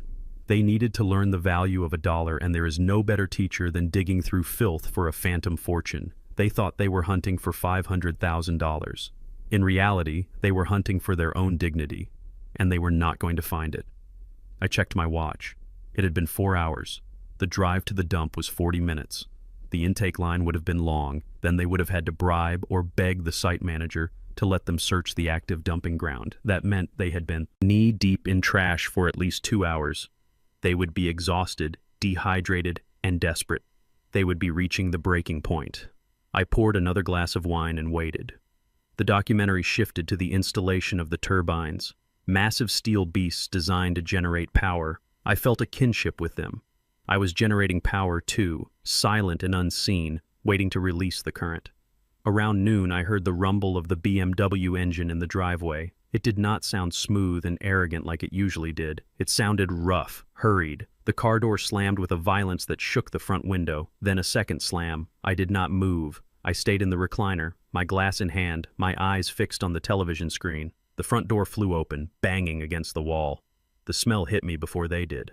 It was a wave of sour milk decay and hot garbage rolling into the air-conditioned sanctuary of the living room. Tyrone stood in the entryway. He was unrecognizable. His suit jacket was gone. His white dress shirt was torn at the shoulder and stained brown and gray. His hair, usually gelled to perfection, was matted with sweat and grime. Dirt streaked across his face like war paint. He was panting, his chest heaving, his eyes wild and bloodshot. Behind him, Emily looked like a broken doll. Her floral dress was ruined, ripped at the hem and covered in mud. She was holding one of her shoes. The heel snapped off. Her mascara had run down her cheeks in black rivers mixing with the dirt. She was shivering despite the heat. They stared at me. They stared at the old man they had locked in the basement, sitting in the master of the house chair, drinking their wine, watching their TV. Harrison. Emily whispered, her voice cracking. "You are out." I turned my head slowly, looking them up and down with an expression of mild distaste. "You two smell terrible," I said calmly, taking a sip of wine. "Did you find Mr. Cubby?" Tyrone let out a roar, a sound that was half human, half animal. He charged across the room, ignoring the kiwi expensive rug he was ruining with his boots. "You old son of a bitch," he screamed, lunging for me. He grabbed the lapels of my flannel shirt and yanked me forward, spilling a few drops of wine on his own floor. His grip was strong, fueled by adrenaline and rage. "Where is it?" He spat, his face inches from mine, his breath smelling of bile. "Where is the money? You lied to us." "There was no bear. We tore apart half the landfill. There was nothing." I did not flinch. I did not pull away. I looked him dead in the eye, my gaze steady as a laser level. I did not lie. "Tyrone," I said, my voice low, cold. "I told you where it was. You are the ones who threw it away." He shook me, his fingers digging into my chest. "It was not there," he yelled. "We checked every bag. We checked every box. It is gone." "Then it is gone," I said, shrugging as best I could in his grip. "That is a shame. $500,000. Gone because Emily did not like the smell of dust." Emily let out a wail from the doorway, dropping her broken shoe. "You did this on purpose," she shrieked, pointing a trembling finger at me. "You knew. You knew. We threw it out. You sent us there to humiliate us." I looked past Tyrone at her. "I sent you there to find your inheritance," I said. "You are the ones who turned it into garbage." Tyrone shoved me back into the chair hard. The wine glass slipped from my hand and shattered on the floor, a red stain spreading across the beige carpet like blood. "I ought to kill you right here," he breathed, his hands clenching into fists. "I ought to finish what we started." "Do it," I challenged him, raising my chin. "Do it, Tyrone. But if you kill me, you definitely do not get the money." He froze, his fist hovering in the air. "What did you say?" he asked, his voice dropping. I brushed the wrinkles from my shirt, smoothing the fabric. "I said if I die, the money stays lost." Tyrone lowered his hand, his eyes narrowing with suspicion. "You said the bonds were in the bear. You said we lost them." I sighed, leaning back in the chair, looking weary, looking like an old man whose memory was a flickering candle. "I might have been mistaken," I murmured, rubbing my temple. "It is so hard to think sometimes." The fog comes and goes. Tyrone grabbed my arm again, but less violently this time, desperation replacing the rage. "What do you mean, mistaken, Harrison? Think. Think hard." I closed my eyes, pretending to strain against the dementia they claimed I had. "The bear," I said slowly. "The bear was where Odette kept the key. But the bonds are not in the bear." "Where are they?" Tyrone demanded, shaking my arm. "Where are the bonds?" I opened my eyes, looking up at him with a sudden clarity. "The bank," I said. "The First National downtown. The box is still there. The bonds are inside the vault. They never leave the bank." "Tyrone, you know that." He stared at me, processing this. His face went through a kaleidoscope of emotions, confusion, relief, and then renewed anger. "But the key," he said, his voice tight. "You said we needed the key." "We do," I said, nodding. "Or rather, we did." Tyrone ran a hand through his dirty hair, leaving streaks of grime on his forehead. "What are you talking about?" "Stop speaking in riddles, old man. If the key is lost," I said, speaking slowly as if to a child, "I can go to the bank in person. I can sign an affidavit of loss. They will drill the lock. It costs $100, but they will open it." "If I am there?" "If you are there," Tyrone repeated. "Yes," I said, "but I have to be there physically with my ID, and I have to sign the papers." Tyrone looked at Emily. She had stopped crying and was watching us, her eyes wide with greed, the dollar signs flashing behind her pupils again. "He has to go to the bank," she whispered, stepping into the room, ignoring the filth on her dress. "He has to sign." Tyrone looked back at me, calculating, measuring. "You are going to do that for us?" he asked, suspicious. I looked at the stain on the carpet, then at the wreckage of my son standing before me. "I want to help you, Tyrone," I said, lying with the ease of a lifetime. "I do not want you to lose this house. I do not want you to be in debt. The money is no good to me. I am an old man. I just want peace." "Peace," Tyrone scoffed. "You want peace. Fine. We get the money, we pay off the house, and you get peace. You can live here in the basement forever if you want." He pulled me up from the chair, his grip firm but no longer violent. "Get up," he ordered. "We are going to the bank." Now I asked, raising an eyebrow. "Look at you. You look like you rolled in a sewer. You cannot walk into a bank like that." Tyrone looked down at his clothes, realizing for the first time the state he was in. He smelled the stench clinging to him. "We have to shower," Emily said, wrinkling her nose. We cannot go anywhere like this. Fine, Tyrone snapped. Fast. 10 minutes. Wash up, change clothes, and meet me in the car. He turned to me, pointing a dirty finger in my face. You sit right there. Do not move. If you try to run, I will catch you, and if I have to chase you, I will break your legs. Understand? I understand, son, I said, meekly sitting back. Down. Tyrone grabbed Emily's arm and dragged her toward the stairs, leaving a trail of muddy footprints on the hardwood. Go, he shouted. Move. I listened to them run up the stairs, heard the slam of bathroom doors and the rush of water in the pipes. They were scrubbing their bodies, trying to wash away the smell of their failure, but they could not wash away the greed. I sat in the chair and smiled. They were taking the bait. They were going to clean themselves up, put on fresh suits, and drive me right into the heart of the city. They thought they were driving me to sign over a fortune. They thought they were taking a senile old man to open a box full of government bonds. They did not know that the box was empty.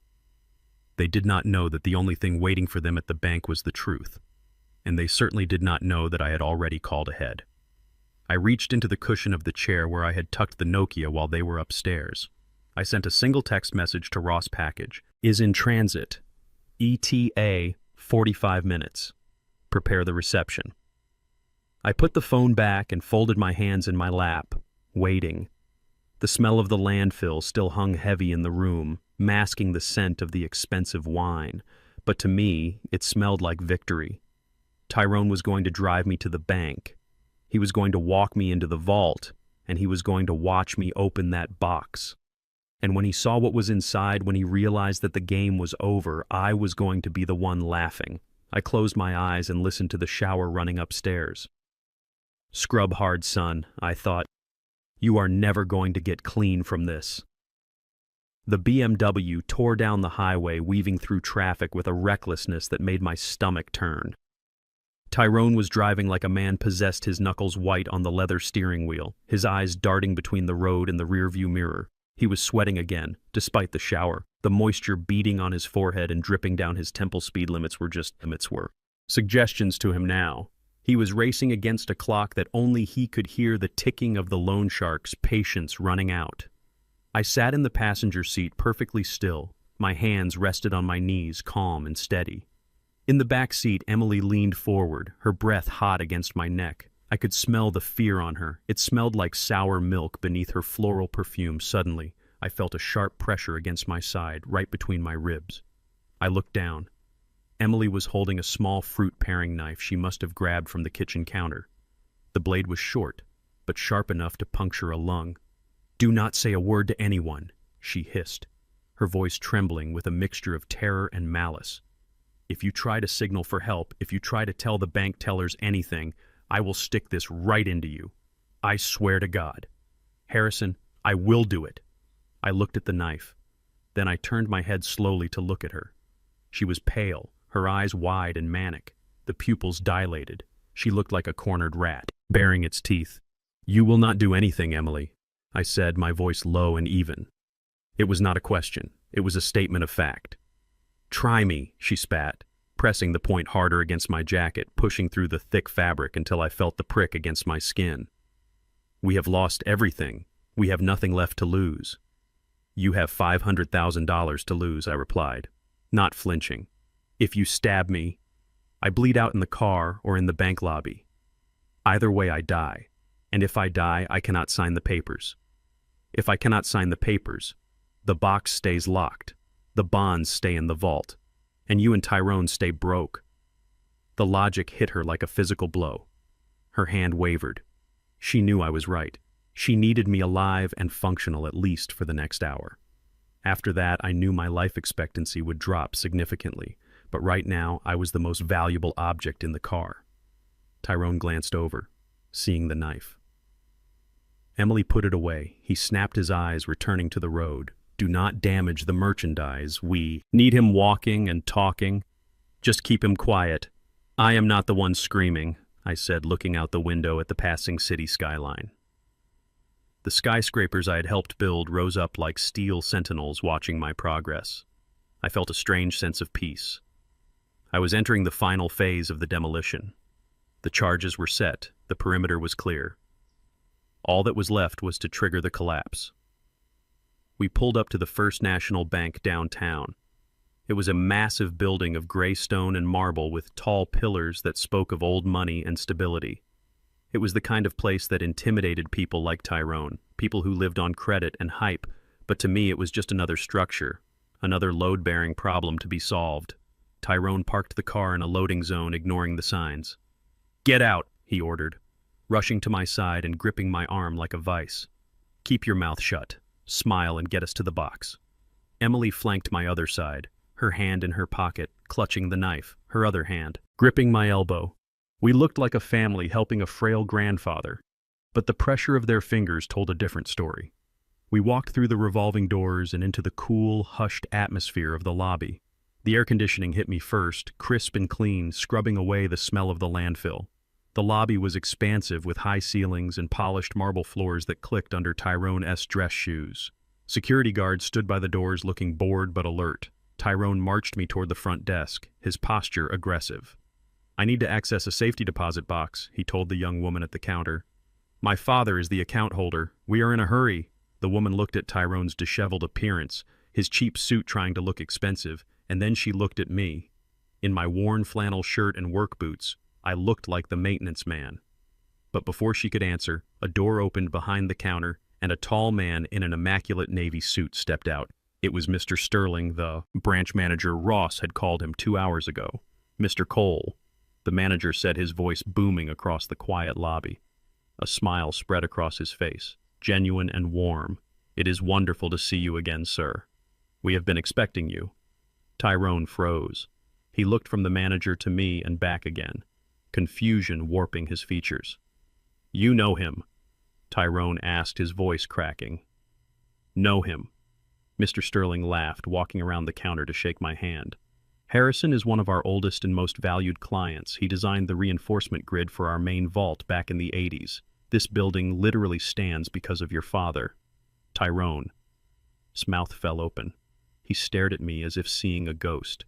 He thought I was a nobody, a broke engineer living on pennies. He had no idea I was a legend in this building.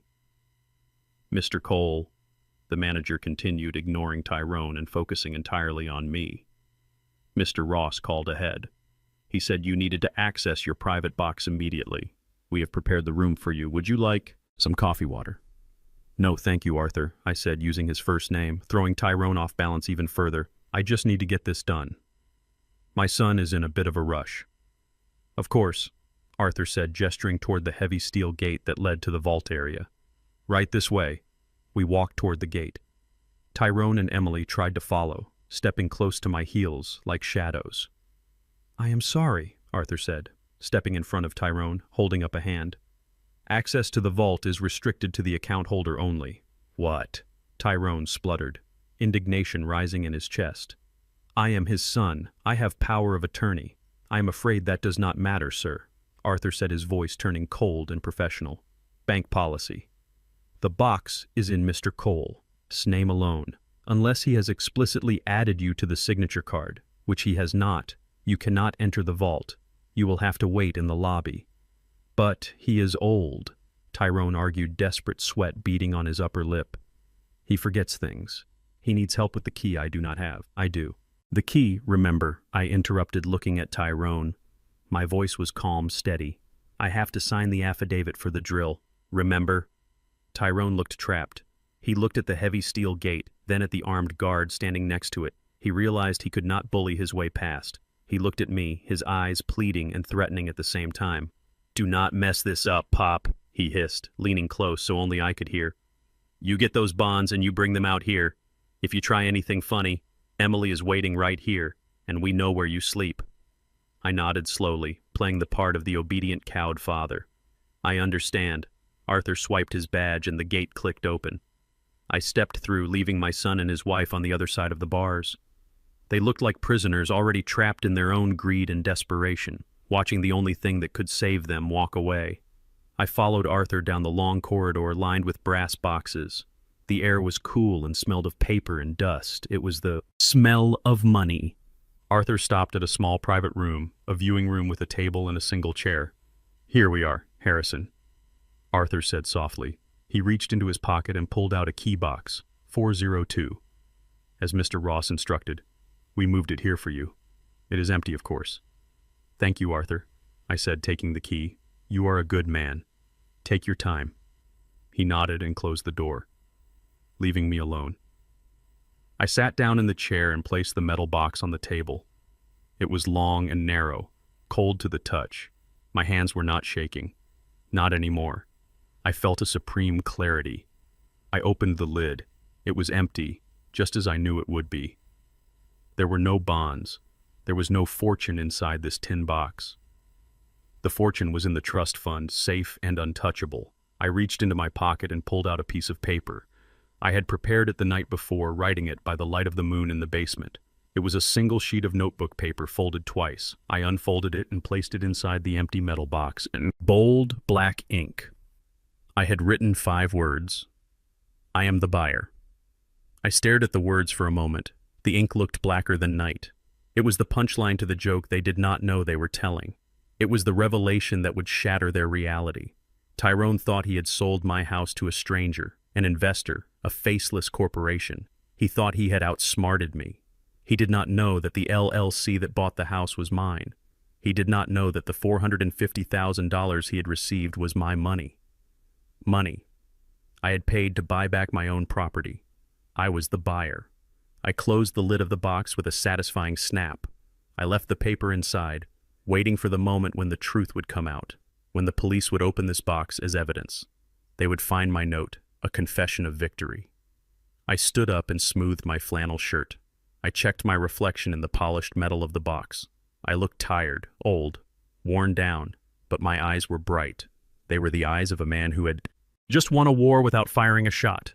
I walked out of the viewing room, leaving the box on the table. Done already? Arthur asked, waiting in the hall. Done, I said. The transfer is authorized. I walked back down the corridor toward the gate. Tyrone and Emily were pressing their faces against the bars like zoo animals, their eyes scanning my hands, looking for the bonds. I held up my empty hands, palms open. Tyrone's face fell. He looked like he had been punched in the gut.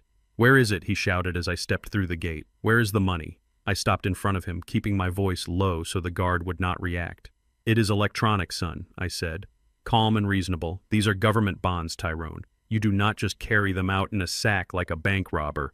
I signed the release forms. The bank is liquidating them. The money will be wired. Wired, Tyrone repeated, blinking stupidly. Wired. Where? To the account on file, I said. To my account. Your account, Emily screeched, drawing stares from the tellers. Why your account? Because it is my money. Emily, I said, looking her up and down, letting my gaze linger on the mud stains on her dress. It goes to me, and then I transfer it to you. That is how it works. How long? Tyrone asked, grabbing my shoulder, his grip painful. How long will it take? 24 hours, I lied. Standard banking procedure. It will be there tomorrow morning. Tomorrow, Tyrone released me, running a hand over his face. Tomorrow is too late. The Greeks said today. They said noon. Then tell them it is coming, I said, shrugging.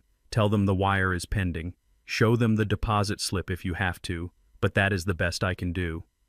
Tyrone looked at me, searching for a lie, searching for a trap. But I was an engineer. I knew how to build a facade that could withstand a hurricane. He saw only a tired old man who had done what he was told.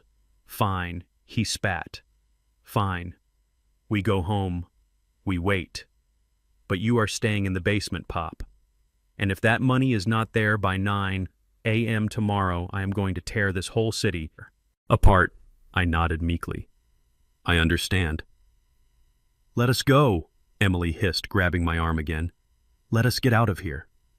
We walked out of the bank into the blinding afternoon sun. They dragged me toward the car, thinking they were dragging a prisoner back to his cell.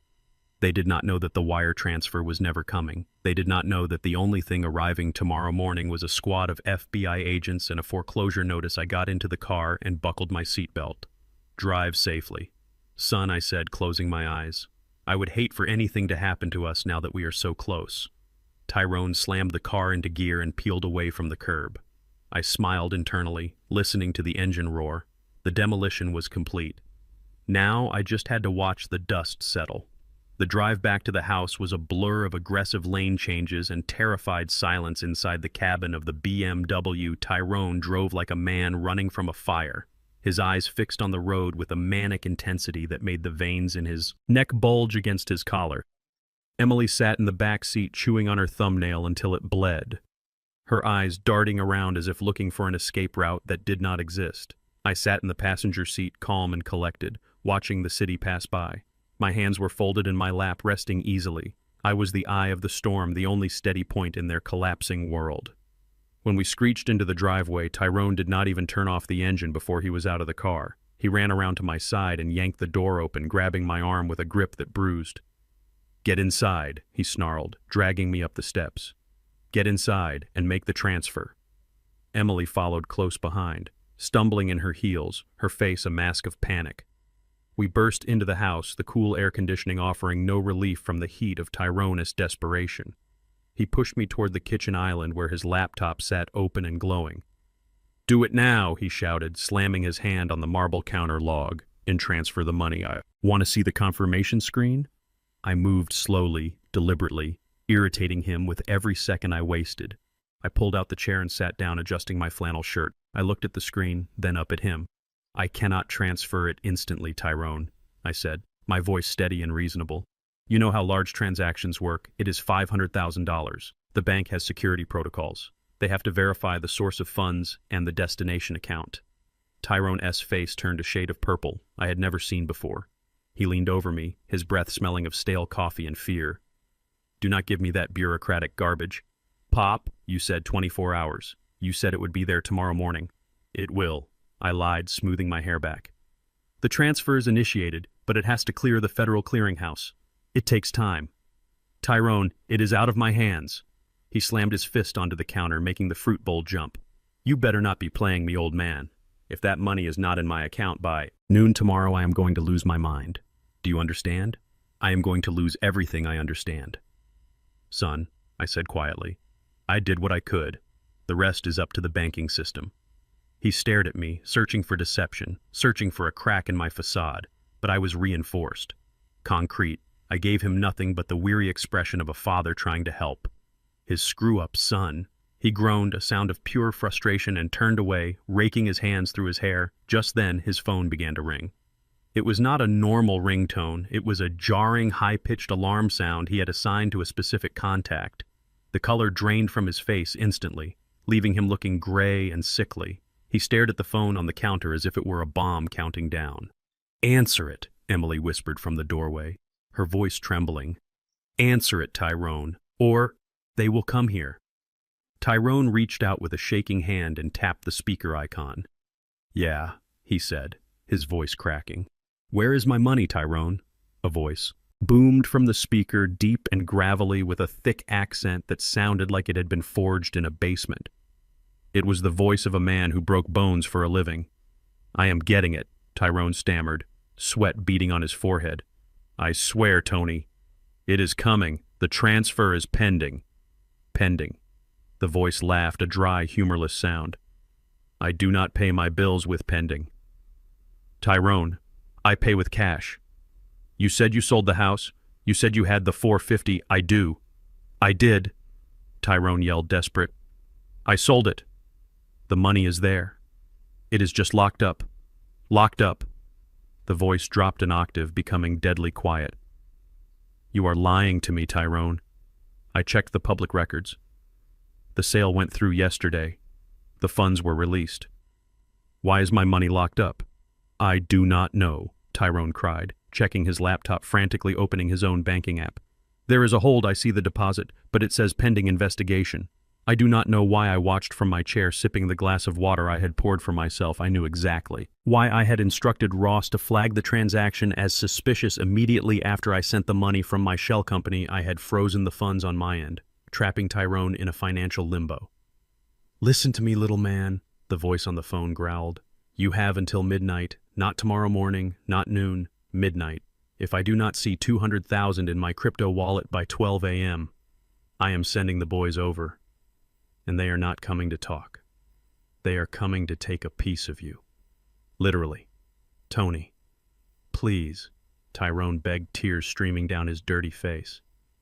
I need 24 hours. My dad just signed over some bonds, $500,000. It is coming. I swear. I do not care about your dad or his bonds.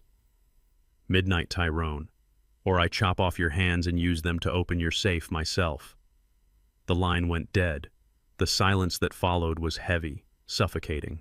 Tyrone stood there staring at the phone, his chest heaving. He looked like a man who had just heard his own death sentence.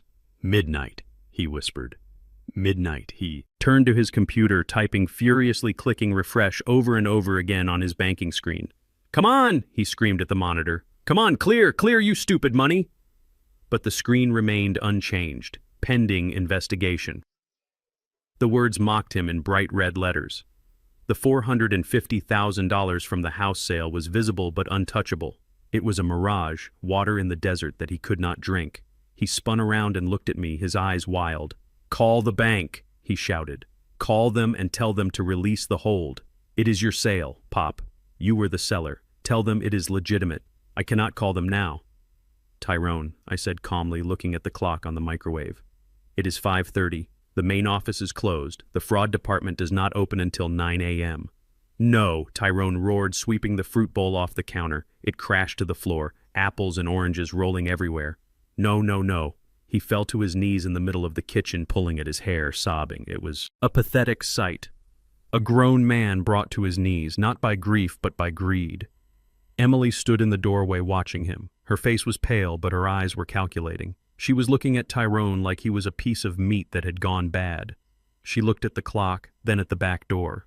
I am leaving, she said softly.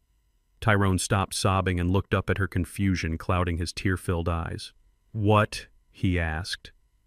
I am leaving, Tyrone, she said, her voice gaining strength. She walked into the living room and grabbed her purse, the expensive one she had bought with my money. She started stuffing things into it, her phone, her car keys, a handful of cash from the jar on the counter. You cannot leave. Tyrone scrambled to his feet, stumbling over his own feet. We are in this together. We are a team. Not anymore, we are not. She spat, not looking at him. Tony said, Midnight, Tyrone. Did you hear him? He said, he is going to chop you up. I am not staying here to watch that. I am not going to let them hurt me. Because you are a gambling addict. She ran to the front door, grabbing her coat. Emily, wait. Tyrone chased after her, grabbing her arm. You cannot do this. You spent the money too. You wanted the house. You wanted the lifestyle. You are just as guilty as I am. I did not gamble away $200,000. She screamed, spinning around to face him, trying to wrench her arm free. I did not lie to the loan sharks. Let me go, Tyrone. I am going to my sister's. No, you are not. Tyrone shouted, his grip tightening until she winced. You are staying right here. We are going to fix this. There is no fixing this, she yelled, scratching at his hand with her manicured nails. It is over. You are dead, Tyrone, and I am not dying with you. I am filing for divorce. The word hung in the air. Divorce? Something snapped in Tyrone. The fear in his eyes was replaced by a blind, white-hot rage. He pulled her back hard, spinning her around. You ungrateful little witch, he growled. He raised his hand and slapped her across the face. The sound was loud, crisp, echoing through the high-ceilinged hallway. Emily stumbled back, holding her cheek, shock written all over her face. She stared at him for a second, then she lunged at him, screaming, clawing at his eyes. They fell to the floor, a tangle of limbs in expensive clothing, wrestling like animals. Tyrone was shouting obscenities. Emily was screeching. I sat at the kitchen island watching them. My son and the woman he chose tearing each other apart on the floor of the home they had stolen from me. It was a scene of utter degradation. The veneer of their high-class life had been stripped away, revealing the rot underneath. Stop it, I said, my voice booming over their noise. They froze, panting, tangled together on the rug. Look at you, I said, standing up, walking over to them. You are pathetic, both of you. Tyrone looked up at me, a line of blood trickling from a scratch on his cheek. Help us, Pop, he whispered, desperate again. Help us fix this. I cannot fix you. Tyrone, I said, looking down at him. I can build skyscrapers, I can reinforce bridges, but I cannot fix a soul that is broken by greed. Emily scrambled away from him, grabbing her purse and running for the door. This time, Tyrone did not stop her. She threw the door open and vanished into the night, leaving the door wide open. Tyrone lay on the floor, staring at the open door, defeated. "She is gone," he whispered. "She really left me." "She was never with you, son," I said, closing the door and locking it. "She was with the money, and the money is gone." Tyrone sat up, burying his face in his hands. He began to weep, loud, racking sobs that shook his shoulders. "I am dead, Pop," he cried. "Tony is going to kill me midnight. It is over." I looked at the clock. It was 6 p.m. 6 hours until the deadline.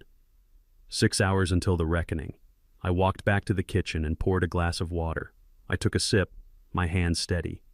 "Get up, Tyrone," I said. He looked at me, his eyes swollen. "Why?" he asked. "Because if you are going to die tonight, you are going to do it. Standing." "Up," I said. "And because we have work to do." "What work?" he sniffled. "We are going to find you a way out," I lied. "But you have to do exactly what I say. No questions, no arguments. Can you do that?" He nodded slowly, desperate for any lifeline. "Yes, Pop, anything. Just tell me what to do." I smiled internally. The trap was set, the bait was taken. Now it was time to close the jaws. "Go wash your face," I ordered. "We are going to make a call, but first you are going to give me the phone." He handed me his phone without hesitation, trusting me completely because he had no one else left to trust. I took it and looked at the screen. The battery was low, but it was enough. I had the evidence, I had the confession, and now I had the leverage. "Go," I said, pointing to the bathroom. He shuffled away, a broken man walking to his execution. I waited until the bathroom door closed. Then I dialed a number on his phone. Not the bank, not the police. I dialed Ross. "It is time," I said when he answered. "The house of cards has fallen. Bring the hammer." I hung up and sat in the chair, waiting for my son to return, waiting for the end of the world to arrive at his doorstep. The sun had set hours ago, plunging the kitchen into a gloom that the overhead recessed lighting could not dispel.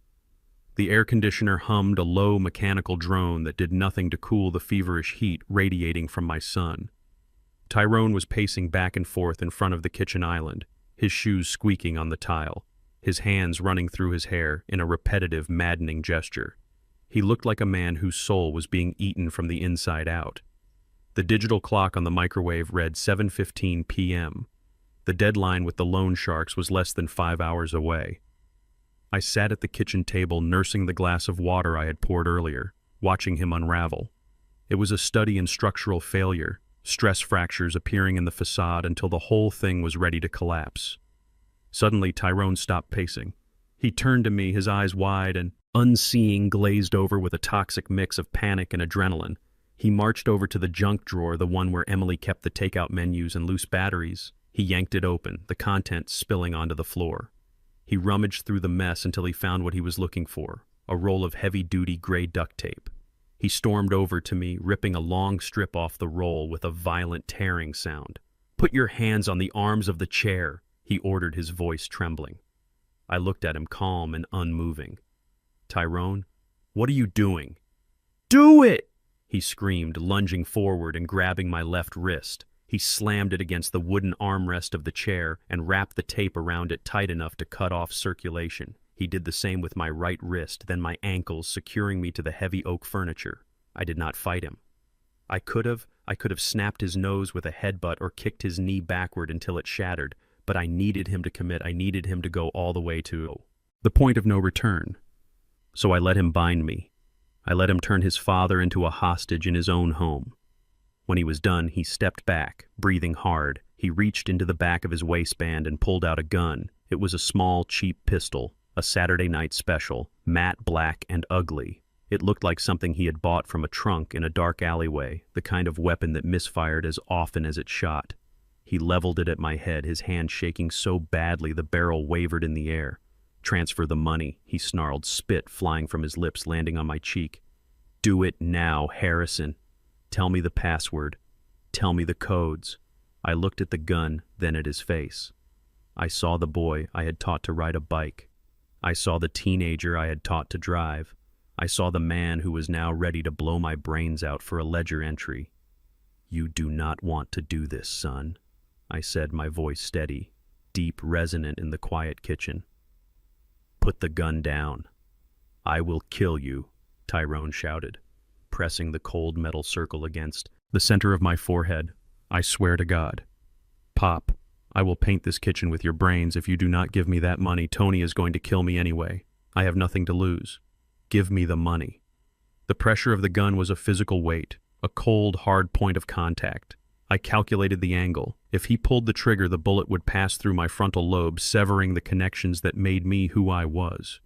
It would be quick, a sudden darkness.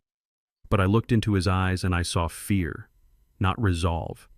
He was a coward, a greedy, desperate coward, and cowards do not pull the trigger unless they have no other choice. I chuckled. It started low in my chest, a rumble of genuine amusement that worked its way up my throat until I was laughing loud and hard, shaking the chair I was taped to. Tyrone pulled the gun back an inch, confusion warring with his rage. "What is so funny?" he screamed hysterically. "Why are you laughing? You are going to die." I stopped laughing and looked him dead in the eye, channeling every ounce of the authority I had earned over 70 years of hard living. "You want to know where the money is, Tyrone?" I asked, my voice dropping to a conspiratorial whisper. "You want to know where the $450,000 from the house sale went?" He stared at me, the gun trembling. "Yes. Where is it? Is it in the trust? Is it in the bonds?" "It is in my pocket," I said, smiling coldly. "It has always been in my pocket." Tyrone blinked, his brow furrowing, the gun lowered slightly. "What are you talking about? You are tied up. You do not have $500,000 in your pocket." I sighed, leaning my head back against the chair. "I am the buyer, Tyrone," I said, the words hanging in the air like smoke. "I am Shadow Ridge Holdings, LLC, the company that bought the house. The investors you thought were offering you a cash deal. That was me. That was my money." Tyrone froze. His brain tried to process the information, tried to fit this new piece into the puzzle of his reality. "You," he whispered, shaking his head. "No, that is impossible. You are broke. You are a retired engineer." "I am a retired engineer who owns 3 patents on hydraulic dampening systems used in every major skyscraper built in the last 20 years. I said, my voice hard as granite. "I make $2 million a year in royalties, Tyrone. I have made $2 million a year since you were in diapers. I hid it because I wanted you to make your own way.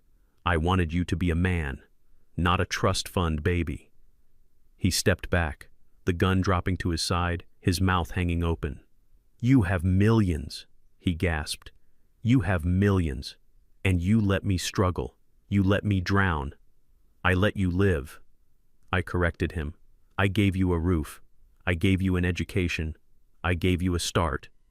And what did you do with it? You gambled it away. You bought cars you could not afford and suits to impress people who do not care if you live or die. And when you got into trouble, instead of coming to me like a man, you tried to steal my home. You tried to put me in a basement. You tried to drug me. I did what I had to do." Tyrone shouted, his voice cracking defensive. "I was desperate." "And I knew you were desperate," I said. "That is why I set the trap. I knew you were going to sell the house. I had Jenkins watching you. I had Ross set up the shell company. I authorized the purchase. I bought my own house back from you, Tyrone, with my own money, just to see how far you would go, just to see if you would actually sign the papers." Tyrone looked at the laptop on the counter, where the banking screen still showed the pending transaction. "So the money is real?" he asked, hope flickering in his eyes like a dying candle. "You sent the money." It is there, I confirmed, nodding. "But here is the thing about that money." "Tyrone," I leaned forward, straining against the duct tape, my eyes locking onto his. "You sold a house that you did not own," I said. "You used a power of attorney that was signed under duress based on a fraudulent medical diagnosis that makes the sale invalid, that makes the contract void, and that makes the transaction wire fraud."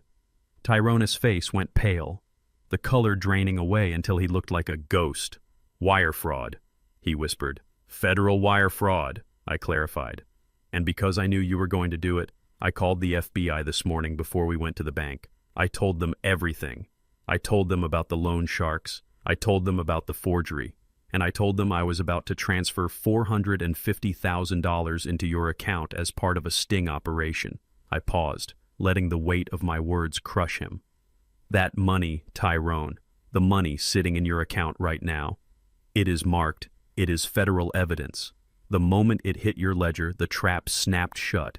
You did not just rob your father, you accepted proceeds from a criminal enterprise monitored by the United States government. You are holding dirty money, son, and the people coming to collect it are not loan sharks, they are federal agents. The gun slipped from Tyrone's fingers. It hit the tile floor with a loud clatter, a useless piece of metal. Tyrone stumbled back, his legs giving out. He collapsed against the refrigerator, sliding down until he was sitting on the floor, his head in his hands. The FBI, he moaned, rocking back and forth. You called the FBI on your own son. You stopped being my son the night you locked me in the cellar, I said, my voice devoid of pity. You became a criminal, and criminals go to jail. But Tony Tyrone looked up, tears streaming down his face, terror distorting his features. Tony is going to kill me if I do not pay him by midnight. He is going to cut me up. I looked at the clock. It was 7:30 p.m. You better hope the police get here before Tony does, I said calmly, because a jail cell is the safest place in the world for you right now. Tyrone stared at me, a look of pure betrayal in his eyes. How could you? He whispered. How could you do this to me? I did not do this to you, Tyrone, I said, closing my eyes, tired, suddenly exhausted by the weight of the victory. You did this. To yourself. I just let you hold the shovel. The room fell silent, save for the hum of the refrigerator and the sound of Tyrone weeping on the floor. I sat there taped to the chair, waiting for the sirens, waiting for the end of the world. My heart heavy, but my conscience clear. I had built a life on solid foundations. My son had built his on sand, and the tide had finally come in. The silence in the kitchen stretched tight like a rubber band about to snap. Tyrone was still huddled on the floor, rocking back and forth, muttering to himself about midnight and deadlines and broken legs. I sat taped to the heavy oak chair, watching the digital clock on the microwave count down the seconds. The air conditioner hummed a low, indifferent drone, masking the sound of vehicles approaching from the street. I knew they were coming. Ross was a man of his word, and he knew the federal banking laws better than anyone. When I authorized that transfer from a shell company to a personal account flagged for suspicious activity, it triggered alarms that rang straight in the offices of the FBI. It was not just a property dispute anymore. It was wire fraud involving significant sums across state lines. It was the kind of crime that brought out the heavy artillery. Suddenly, the front yard exploded with light. Blue and red strobes cut through the darkness, flashing against the kitchen windows like a disco strobe in a nightmare. A voice boomed from a loudspeaker outside, magnified and terrifying. Federal agents. This is the FBI. Come out with your hands up. Tyrone froze mid-rock. His eyes went wide, and for a second a look of pure relief washed over his face. He thought it was the police coming to save him from the loan sharks. He thought the cavalry had arrived to put him in a holding cell, safe from Tony's knife. Thank God, he whispered, scrambling to his feet, stumbling over his own exhaustion. It is the cops. Pop. It is the cops. He started to run toward the front door, his hands waving. I am here, he screamed. I am in here. Help me! He did not get the chance to open the door. There was a deafening boom, a concussive blast that shook the floorboards beneath my feet. The heavy front door, the one Emily had picked out for its aesthetic appeal rather than its security, splintered inward as a battering ram hit it with thousands of pounds of force. Wood flew like shrapnel. Glass shattered. The foyer filled with smoke and the heavy thud of boots. Freeze. Federal agents. Get on the ground. Men in body armor swarmed into the house carrying assault rifles with blinding tactical lights. They moved with the precision of a machine, flowing from room to room, clearing corners, shouting commands. Tyrone stood in the hallway, paralyzed by the violence of the entry. He had expected a patrol car and a polite knock.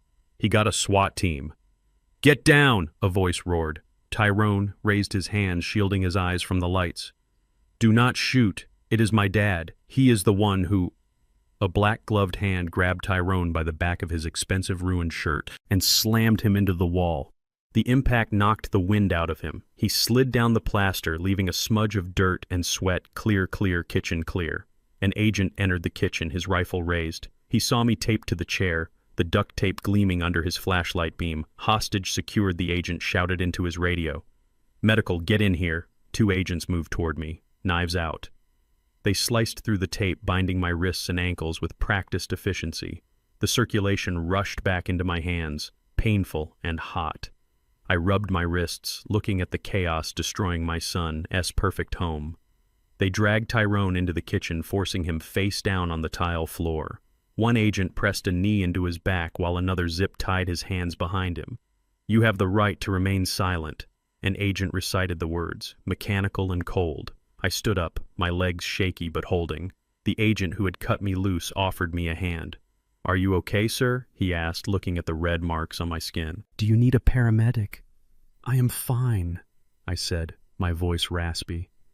"I just want to see my son."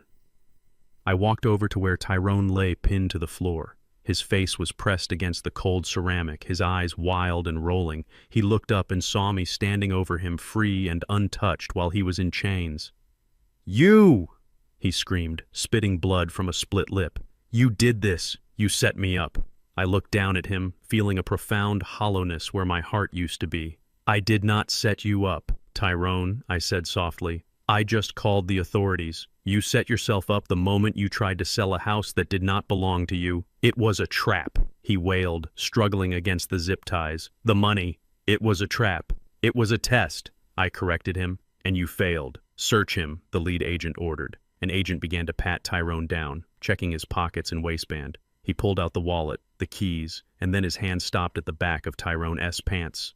"Weapon," the agent shouted. He pulled out the cheap matte black pistol Tyrone had threatened me with. He cleared the chamber, a single bullet clattering onto the floor.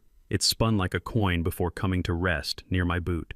"Gun secured," the agent said, bagging it. Then he reached into the inside pocket of Tyrone's suit jacket. He pulled out a small, clear plastic bag filled with white powder. "We have narcotics," the agent said, holding the bag up to the light. "Looks like cocaine." Tyrone's eyes bulged. "No, that is not mine. I mean, it is just for stress. I do not deal. It is personal use, possession of a firearm during the commission of a felony, possession of a controlled substance, wire fraud, elder abuse." The lead agent listed the charges, ticking them off like items on a grocery receipt. "You are looking at 20 years minimum, son." Tyrone began to sob. It was not the crying of a man who was sorry. It was the crying of a child who had been caught stealing from the cookie jar and realized the jar was full of scorpions. "Pop, please," he begged, looking up at me, snot running from his nose. Tell them. Tell them it was a misunderstanding. Tell them I am your son." I looked at the gun in the evidence bag.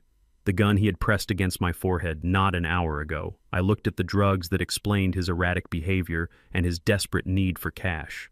I looked at the man who had thrown my wife's records onto the lawn and locked me in a dark basement. "I do not have a son," I said, my voice hard as granite. "My son died a long time ago. You are just the thief who broke into his house." "Take him away," the lead agent ordered. 2 agents hauled Tyrone to his feet. He was dead weight, his legs dragging as they marched him out the front door, past the shattered frame and into the flashing lights of the night. The neighbors were all out on their lawns, watching the spectacle, witnessing the downfall of the arrogance that had plagued their street. I watched him go and felt nothing. No joy, no sadness. Just the cold satisfaction of a structural equation balancing out to zero while Tyrone was being shoved into the back of a federal transport van 30 miles south at Hartsfield-Jackson International Airport. Another scene was unfolding. Emily stood in the security line for international departures. She was wearing large sunglasses and a wide-brimmed hat, trying to look like just another tourist heading to the islands. She had booked a one-way ticket to Miami with a connecting flight to the Cayman Islands using a credit card she had opened in my name months ago. She tapped her foot nervously, checking her phone every 10 seconds. She had seen the news alerts about police activity in Buckhead. She knew the house of cards was falling, and she had run, leaving her husband to be crushed by the debris. She reached the front of the line and handed her passport to the TSA agent. Her hand was trembling slightly. "Heading somewhere warm?" the agent asked, looking at her boarding pass. "Yes," Emily said, forcing a smile. "Vacation needed a break." The agent nodded and waved her through toward the scanners. She placed her carry-on bag, a Louis Vuitton roller on the belt, and walked through the metal detector. She held her breath, waiting for the beep. Silence. She exhaled a sigh of relief. She was going to make it. She was going to get away. Ma. She froze, a TS. A supervisor was standing by the monitor, looking at the X-ray image of her bag. He signaled to two uniformed police officers standing near the checkpoint. "Is this your bag, Ma?" The supervisor asked, pointing to the monitor. "Yes," Emily said, her voice rising in pitch. "Why? What is wrong?" "Please step this way," the officer said, stepping in front of her, blocking her path toward the gates. "I have a flight to catch." Emily snapped, her entitlement flaring up even in the face of danger. "I do not have time for this. Step this way." "Now," the officer repeated, his hand resting on his belt. They led her to a side table. The supervisor unzipped the bag. Emily watched, her heart hammering against her ribs. Inside, tucked between layers of silk underwear and designer swimwear, was a heavy velvet pouch. The supervisor opened the pouch and poured the contents onto the table. Diamonds, emeralds, rubies, gold. It was a treasure trove. Odette's jewelry collection. The pieces I had given my wife over 40 years of marriage, the necklace from our honeymoon, the bracelet from Tyrone's birth, the ring from our 25th anniversary. All of it stolen from my bedroom while I was locked in the basement. "That is mine." Emily lied quickly. "It is family heirlooms. My grandmother gave them to me." "Is your grandmother's name?" "Odette Cole," the officer asked, holding up a gold locket engraved with the name Emily S. Mouth opened and closed like a fish out of water. "We have a report of grand larceny from the Atlanta PD regarding these specific items," the officer said, pulling out his handcuffs. "No," Emily shrieked, backing away. "No, you do not understand. My father-in-law gave them to me. He is confused. He forgot. We have video surveillance from the pawn shops where you tried to sell 2 of the rings yesterday, the officer said, stepping forward. "You are under arrest for grand larceny, possession of stolen property, and flight to avoid prosecution." Emily screamed, a high, piercing sound that made heads turn all over the terminal. "Tyrone," she yelled as the cuffs clicked around her wrists. "Tyrone, help me. Call the lawyer." But Tyrone was not there. Tyrone was in the back of a van heading to a federal holding cell. As the officers marched her away past the staring crowds, Emily saw her reflection in the glass of a duty-free shop. She saw a woman who had thought she was untouchable, a woman who thought beauty and youth were currencies that could buy anything. Now she was just another criminal in handcuffs, dragging a bag full of memories she had tried to pawn for a plane ticket. The phone in my pocket buzzed. I pulled it out, standing in the ruins of my kitchen. Package 2 secured. Ross text read. I looked around the empty house. The silence was back, but this time it was not oppressive. It was clean. It was the silence of a job well done. I walked out the front door, past the broken wood and the police tape. I did not look back. I walked down the driveway to where the agents were wrapping up their work. "Mr. Cole," the lead agent said, approaching me, "we need you to come down to the station to give a formal statement. We can give you a ride." I looked at the black SUV waiting at the curb. Then I looked down the street. "No, thank you," I said. "I have my own ride." I walked past the SUV to the end of the block where a battered Ford F-150 was idling in the shadows. Jenkins was behind the wheel. I climbed into the passenger seat. The truck smelled of old coffee and sawdust. It smelled like home. "Did you get them?" Jenkins asked, shifting into gear. "We got them all," I said, leaning my head back against the seat. Jenkins nodded and pulled away, driving slowly through the quiet streets. "Where to?" he asked. "Take me to a hotel," I said. "I need a shower. And then I need to call a contractor. I have a porch to have a rebuild." The heavy steel doors of the Federal Detention Center slammed shut behind me with a sound that signaled finality. It was a sound I had become accustomed to lately, first in my own basement and now here 40 miles outside of Atlanta. The air inside the facility smelled of industrial cleaner and unwashed bodies, a scent that clung to the back of your throat and refused to let go. I walked down the long gray corridor guided by a guard who looked too young to carry a weapon. I was 70 years old, wearing my best Sunday suit and holding a cane. I did not really need, using it more as a prop of dignity than a tool for walking. I walked with my head high, my eyes focused straight ahead. I was not here to visit a relative. I was here to inspect the wreckage of a life I had once built. Then I saw him. On the other side of the thick plexiglass partition sat a man I barely recognized. Tyrone looked 20 years older than the last time I saw him, being shoved into the police van. The arrogant stockbroker in the tailored Italian suit was gone. In his place was a shivering, gaunt figure in a bright orange jumpsuit that hung loosely on his frame. His head was shaved, revealing the shape of his skull, making him look vulnerable and hard at the same time. His eyes, usually bright with schemes, were sunken and dark-rimmed red from lack of sleep, or perhaps from crying. He was fidgeting, picking at his cuticles, his leg bouncing under the metal table in a nervous rhythm that vibrated through the floor to where I stood. He picked up the black phone receiver the moment I sat down. His hands were shaking violently, causing the heavy cord to sway. I picked up my side slowly, deliberately. The plastic felt greasy against my ear, warm from the last inmate who had sat here begging for salvation. "Pop," he breathed, his voice cracking through the static. "Pop, thank God you came. You have to get me out of here. It is a nightmare in here. The guys in my cell block, they know who I am. They saw the news stories. They call me patricide. They think I killed you. They beat me up. Pop. Look." He turned his head to the side to show me a purple bruise blooming behind his ear, spreading down his neck.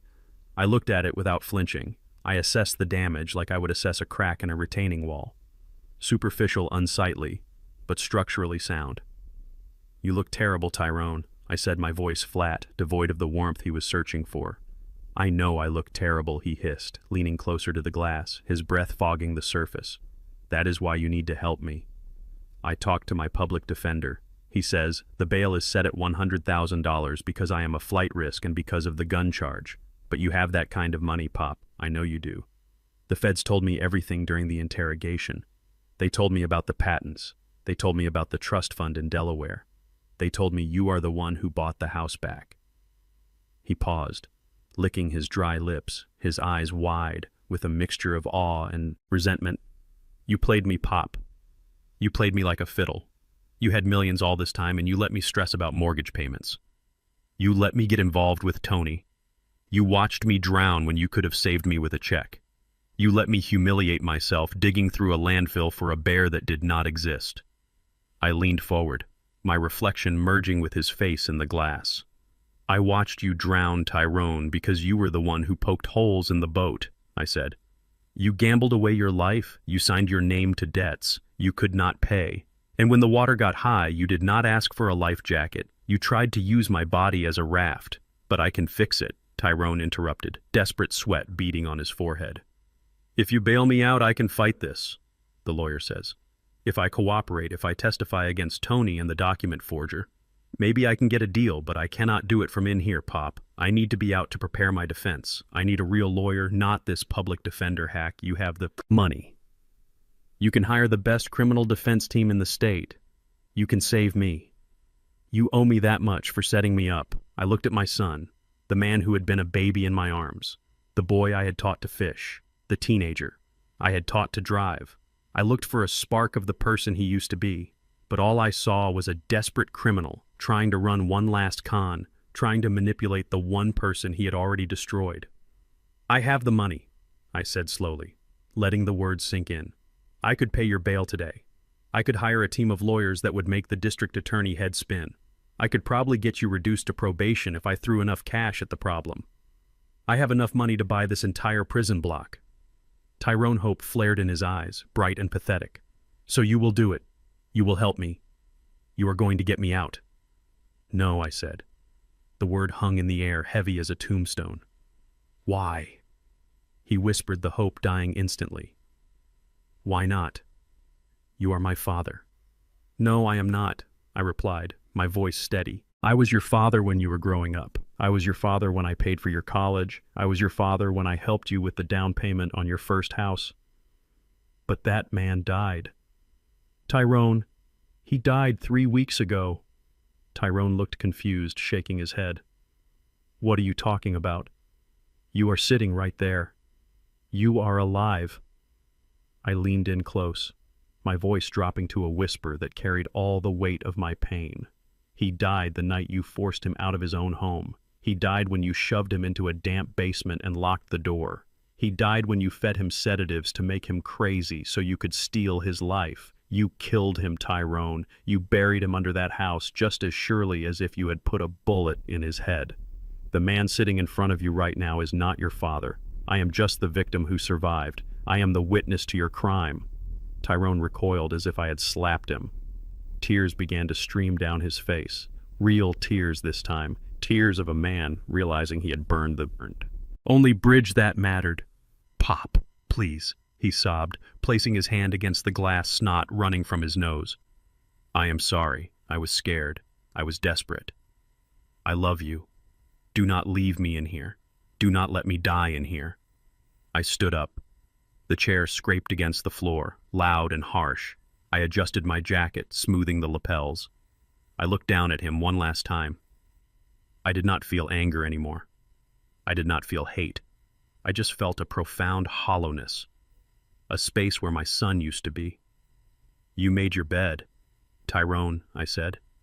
"Now you have to sleep in it. And unlike the bed you gave me, yours comes with a toilet." I hung up the receiver. It clattered into the cradle, cutting off his sobbing. I turned my back on him and walked toward the heavy steel door. I could hear him screaming my name, pounding his fists against the glass, muffled and distant muffled, like the sound of a man buried alive.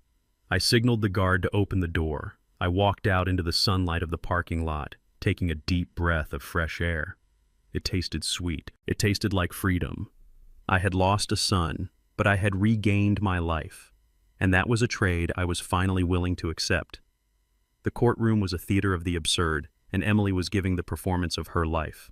She sat on the witness stand dressed in a conservative navy blue cardigan and a knee-length skirt that she would never have been caught dead wearing a month ago. Her hair, usually styled in loose beach waves for her social media followers, was pulled back into a severe bun. She wore no makeup, leaving her face pale and drawn, emphasizing the dark circles she had carefully cultivated. She looked like a nun. She looked like a victim. She looked nothing like the woman who had laughed while locking me in a damp basement. I sat in the back row of the gallery, my hands resting on the handle of my cane. I was the silent observer, the ghost at the banquet.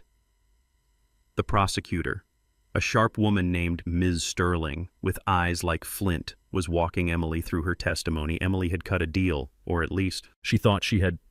In exchange for leniency, she had agreed to testify against Tyrone, painting him as the mastermind and herself as the battered, coerced wife who had no choice but to go along with his schemes. "It was Tyrone," she sobbed into a tissue, dabbing at dry eyes. "He controlled everything. He had a temper. You saw the gun the police found. That was his. He used to wave it around the house threatening me, saying if I did not help him get his father's money, he would hurt me and Harrison. I was terrified. I just wanted to protect Harrison. I watched her lie with the same ease she used to apply filters to her photos. She was throwing her husband, the man she had promised to love and cherish, directly into the wood chipper to save her own skin.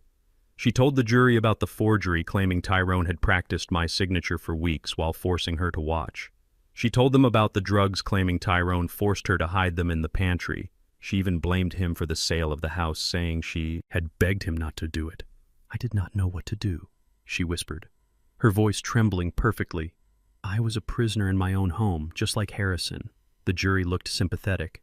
I saw a few heads nodding. They saw a young white woman crying about a violent husband, and their instincts kicked in. They wanted to save her. They wanted to believe her. I smiled. It was a small, cold smile that did not reach my eyes. Emily did not know that I had met with Ms. Sterling 2 days ago. I had walked into the district attorney's office and placed my old Nokia phone on her desk. I had played her the audio from the basement. I had shown her the photos of the text messages from the gym trainer, and I had given her the video of Emily mocking me while I pretended to be demented. Ms. Sterling stood up to cross-examine Emily. She walked slowly toward the stand holding a tablet. The sympathy in the room was thick, but Ms. Sterling was about to bring a sledgehammer to the glass house Emily had built. "Mrs. Cole." Ms. Sterling began, her voice deceptively calm. "You claim you were terrified of your husband. You claim you were coerced into mistreating Mr. Harrison Cole because you feared for your life. Is that correct?" "Yes," Emily sniffled. "I was so scared. And you claim you had no agency in the financial decisions, that you were just a bystander." "Yes. Tyrone handled all the money." Ms. Sterling nodded, then turned to the judge. Your Honor, I would like to submit new evidence to the court, Exhibit G and Exhibit H. The bailiff took the tablet and connected it to the large monitors facing the jury. Emily frowned, confusion flickering behind her tears. She did not know what was coming. She thought the only evidence was what the police had found during the raid. Ms. Sterling pressed play. The courtroom filled with the sound of Emilia's voice, clear and bright. It was the audio from the video she had recorded for her social media, the one where she asked for donations. But then the video cut to the raw footage, the parts she had edited out. The screen showed Emily standing in the basement looking at her phone while I sat in the background slumped in the chair. That was perfect, she muttered on the screen, a smirk playing on her lips. We just made $2,000 in 10 minutes. Keep being crazy, Harrison. It pays the bills. The jury gasped. The sympathetic nods vanished instantly. Emily's face went white. She gripped the railing of the witness box, her knuckles turning ivory. That Ms. Sterling said. Pausing for effect was not the voice of a terrified woman. That was the voice of a woman calculating her profits. But let us continue. She swiped the screen. A photo appeared. It was the picture I had taken of her phone screen. The notification from Marcus the gym trainer. Is the old zombie asleep yet? I want you tonight. Ty does not have to know. The courtroom erupted in murmurs. Emily looked like she was going to be sick. She stared at the screen, the evidence of her infidelity and her cruelty looming large and high. Definition. So, Ms. Sterling continued, her voice hardening. Mrs. Cole, you were not terrified of your husband. You were cheating on him, and you referred to your father-in-law, the man you claim you wanted to protect, as an old zombie. I can explain, Emily stammered, standing up, her chair scraping loudly. It was just a joke. I was stressed. Tyrone made me sit down. Mrs. Cole, the judge barked his gavel, banging against the wood. Ms. Sterling was not done. She played one final clip, the audio I had recorded from the vent the night they put me in the basement. We can leave him down there with a timed feeder for all I care. Emily's voice sneered through the speakers. We deserve this money, Tyrone. I want that trip to the Maldives. The silence that followed was absolute, heavy and suffocating. It was the silence of a truth so ugly it sucked the air out of the room. You were not a victim, Mrs. Cole, Ms. Sterling said, closing her case. You were an accomplice. You were a co-conspirator. And in many ways you were the architect of this abuse. You dehumanized a 70-year-old man for likes and cash. You cheated on your husband while helping him commit fraud. And when the walls closed in, you tried to sell your victim's dead wife's jewelry to buy a plane ticket. Emily looked at the jury. Desperation clawed at her throat. She looked for the sympathy she had seen minutes ago, but it was gone, replaced by disgust. She looked at me. Harrison, she wailed, stretching her hand out toward the gallery. Tell them I took care of you. I brought you food. I stood up slowly, leaning on my cane. I looked her in the eye across the crowded room.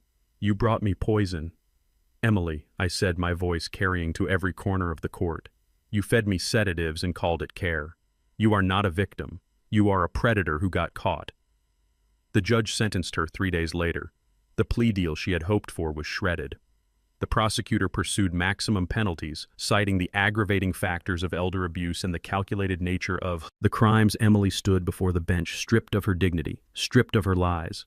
The judge, an older woman who had no patience for those who preyed on the vulnerable, looked over her glasses at the sobbing woman Emily Cole. You have displayed a shocking lack of empathy and a level of greed that is frankly disturbing. The judge said, You viewed your father-in-law not as a human being but as a resource to be exploited. You manipulated the public, you betrayed your family, and you attempted to flee justice. Please, Emily begged, her voice a thin reed. I am sorry. I will pay it back. I will do community service. You will pay it back, the judge agreed. You will pay it back with time. I sentence you to 8 years in state prison for the charges of grand larceny, conspiracy to commit wire fraud, and elder abuse. You are immediately remanded to custody. The gavel came down with a sound like a gunshot. Emily screamed. It was a primal sound of denial. 2 bailiffs moved in, grabbing her arms. She struggled, her heels skidding on the floor, just as she had struggled when Tyrone dragged her to the basement to look for the money she thought was there. No, she shrieked, looking back at me as they hauled her away. Harrison, please. You can stop this. You have money. You can hire a lawyer. I watched her go, her face contorted in ugly panic. I thought about the days she spent filming me in the basement mocking my feigned confusion. I thought about the way she looked at my furniture, my clothes, my life with utter contempt. I could stop it. I could have hired the best defense team in the state. I could have claimed. I was confused that I had given her permission, but I did not. I turned and walked out of the courtroom, the tap of my cane on the marble floor marking the rhythm of my exit. Emily wanted a life of luxury. She wanted to be taken care of. Now she would have a roof over her head, 3 meals a day, and a structured routine for the next 8 years. It was not the Maldives, but it was exactly what she deserved. The sound of a hammer striking wood echoed through the neighborhood. It was a sharp rhythmic sound, the sound of construction, the sound of progress. It was music to my ears. I stood on the front lawn of my house, my hands on my hips, watching the crew work. They were not the rough, careless movers Tyrone had hired to gut my life. These were union men, skilled carpenters and masons. I had hired them myself using the contacts I had built over 40 years in the industry. They treated the wood with respect. They measured twice and cut once. They built things to last. I had moved back in 3 days ago, immediately after the police released the crime scene tape. The house smelled of stale air and violation. The floors were scuffed from the boots of the movers and the police. The walls still held the echoes of that terrible night when I was dragged out in handcuffs. Most men would have sold it. Most men would have taken the money and moved to a condo in Florida trying to outrun the memory, but I am not most men. I am an engineer. When a foundation is solid, you do not abandon the structure just because the windows are broken. You repair it. You reinforce it. You make it stronger than it was before. I walked up the new steps of the porch. The wood was fresh, smelling of cedar and sap. I ran my hand along the railing, checking the sanding. It was smooth, perfect. I had ordered them to tear down the old railing, the one the movers had smashed. I did not want to patch it. I wanted it new. I wanted to erase every single mark Tyrone and Emily had left on this property. Inside the house was a hive of activity. Painters were rolling a fresh coat of warm cream paint over the walls, covering the scuffs and the shadows I had ordered. The carpets ripped out, exposing the original hardwood underneath. I hired a specialist to refinish the floors until they gleamed like honey in the sunlight. I walked into the kitchen. The cabinets where Emily had rifled through my things looking for money were gone. I replaced them with solid oak. My kitchen would never again be a place of fear or hunger. It would be a place of sustenance. I went to the basement. I stood at the top of the stairs looking down into the dark hole where my son had imprisoned me. It still smelled damp. It still felt cold.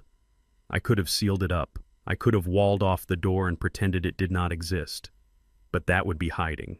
I walked down the stairs, my boots heavy on the treads. I turned on the light. The lumpy mattress was gone. The cardboard box table was gone. The bucket was gone. It was just an empty concrete room. I am turning this into a wine cellar. I told the contractor who was standing behind me. I want climate control, cedar racks, and proper lighting. He nodded, jotting it down. You got it. Mr. Cole. I wanted to reclaim the space. I wanted to fill that room with things that aged well, with things that gained value over time, unlike my relationship with my son. I wanted to walk down here and pick out a bottle of Merlot, not sit in the dark waiting for a tray of drugged oatmeal. By the end of the month, the house was finished. It did not look like the house Odette and I had lived in. It looked better. It looked like the home of a man who had survived a storm and come out the other side standing tall. I bought new furniture, leather armchairs that smelled of success, a dining table made of reclaimed walnut, and a sound system that could play my jazz records with crystal clarity. I sat in the living room listening to Coltrane play a saxophone solo that sounded like a prayer. I looked around. There were no pictures of Tyrone. The photos of his graduation, his wedding, his childhood birthdays were gone. I had burned them in the backyard, fire pit, watching the faces curl and blacken into ash. It was a funeral rite, a final goodbye to the boy who had died long before he went to prison. The doorbell rang. It was a Friday evening, 6 months after the arrest. The air was crisp, carrying the scent of fallen leaves. I walked to the door and opened. Walked to it. Mr. Jenkins stood there wearing a button-down shirt and slacks, holding a bottle of bourbon. "You clean up nice, Jenkins," I said, stepping aside to let him in. "You do not look so bad yourself, Harrison," he grunted, handing me the bottle. Behind him, a black town car pulled up to the curb. The driver opened the door and Ross stepped out. He was wearing a suit that cost more than my first car, but his smile was genuine. He carried a briefcase in one hand and a box of cigars in the other. "Gentlemen," I said, "welcome." We sat in the dining room under the warm glow of the new chandelier. The table was set for 3. I had cooked the meal myself: roast beef, garlic, mashed potatoes, green beans with bacon, and homemade cornbread.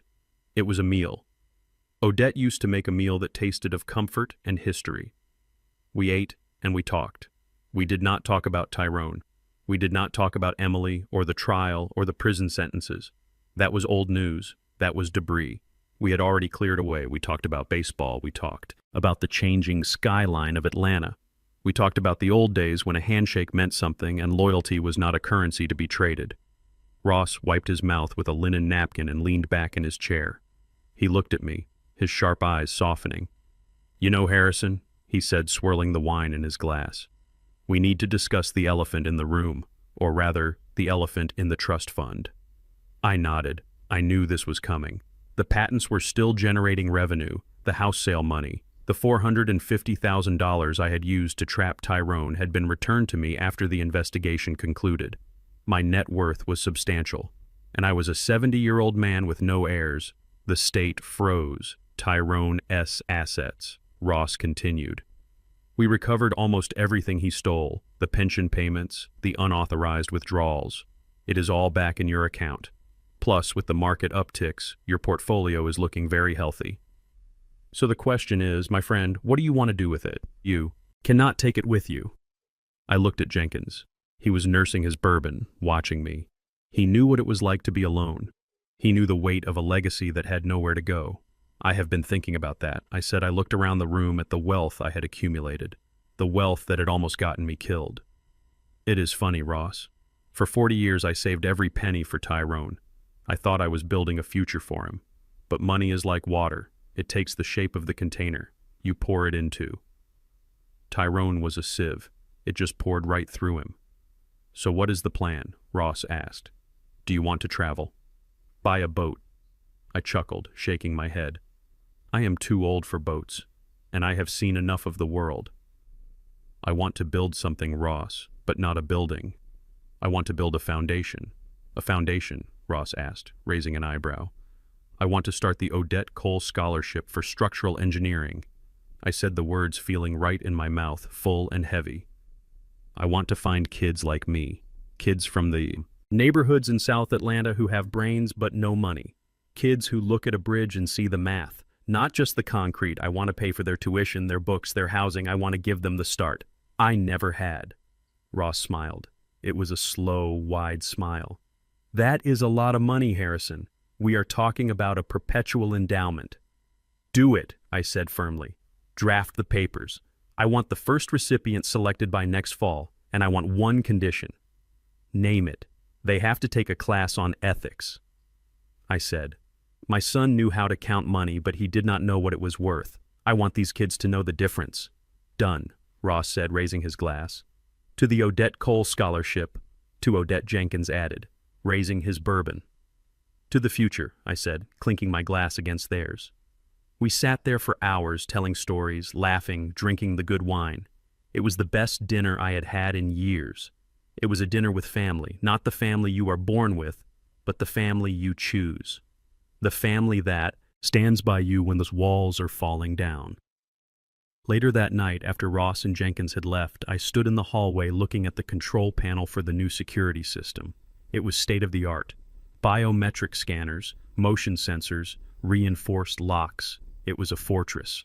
I tapped the screen, bringing up the camera feeds. I could see the front porch, the driveway, the backyard, the perimeter. Every angle was covered in high-definition night vision. I saw a car drive slowly past the house, slowing down, then speeding up. It was just a neighbor, but my instincts flared for a second. Then I relaxed. The system was active. The perimeter was secure. I touched the screen, looking at the empty driveway where Tyrone used to park his BMW, where Emily used to pose for her photos. It was empty now, just clean concrete and moonlight. "No one comes in," I whispered to the empty hallway. "No one comes in unless I open the door.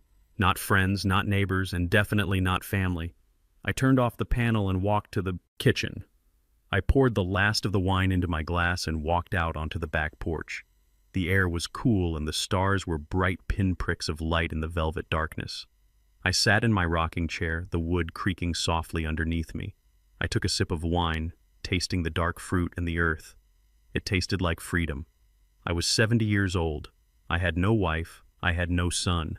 I was alone in a big house filled with expensive furniture. People would look at me and see a sad old man, a victim, a tragedy. But as I rocked back and forth, listening to the wind rustle the leaves of the oak trees, I did not feel sad. I felt heavy. Yes, heavy with the knowledge of what people are capable of. But I also felt light, light with the burden of lies removed. I had faced the worst betrayal a father can face, and I had survived. I had dismantled the trap and caught the hunters. I had rebuilt my home on my own terms. I raised my glass to the moon. "Here is to you, Harrison," I said softly. "You are still standing, and in the silence of the night, surrounded by the fortress I had built, I finally found the peace I had been looking for. It was a solitary peace, a quiet peace, but it was mine, and no one was ever going to take it from me again." My journey taught me that blood does not guarantee loyalty. We spend our lives building homes, careers, and families, but the strongest foundation must always be our own self-worth. I learned that saying no to toxicity, even when it shares your last name, is the ultimate act of self-love. You cannot save people who are determined to drown, and you certainly shouldn't let them use you as an anchor. True peace comes when you stop sacrificing your dignity to keep others warm. I lost a son, but I regained my life, and that is a victory worth fighting for. If you enjoyed this story of justice and resilience, please hit that like button and subscribe for more. Let me know in the comments. Would you have forgiven Tyrone, or did he get exactly what he deserved?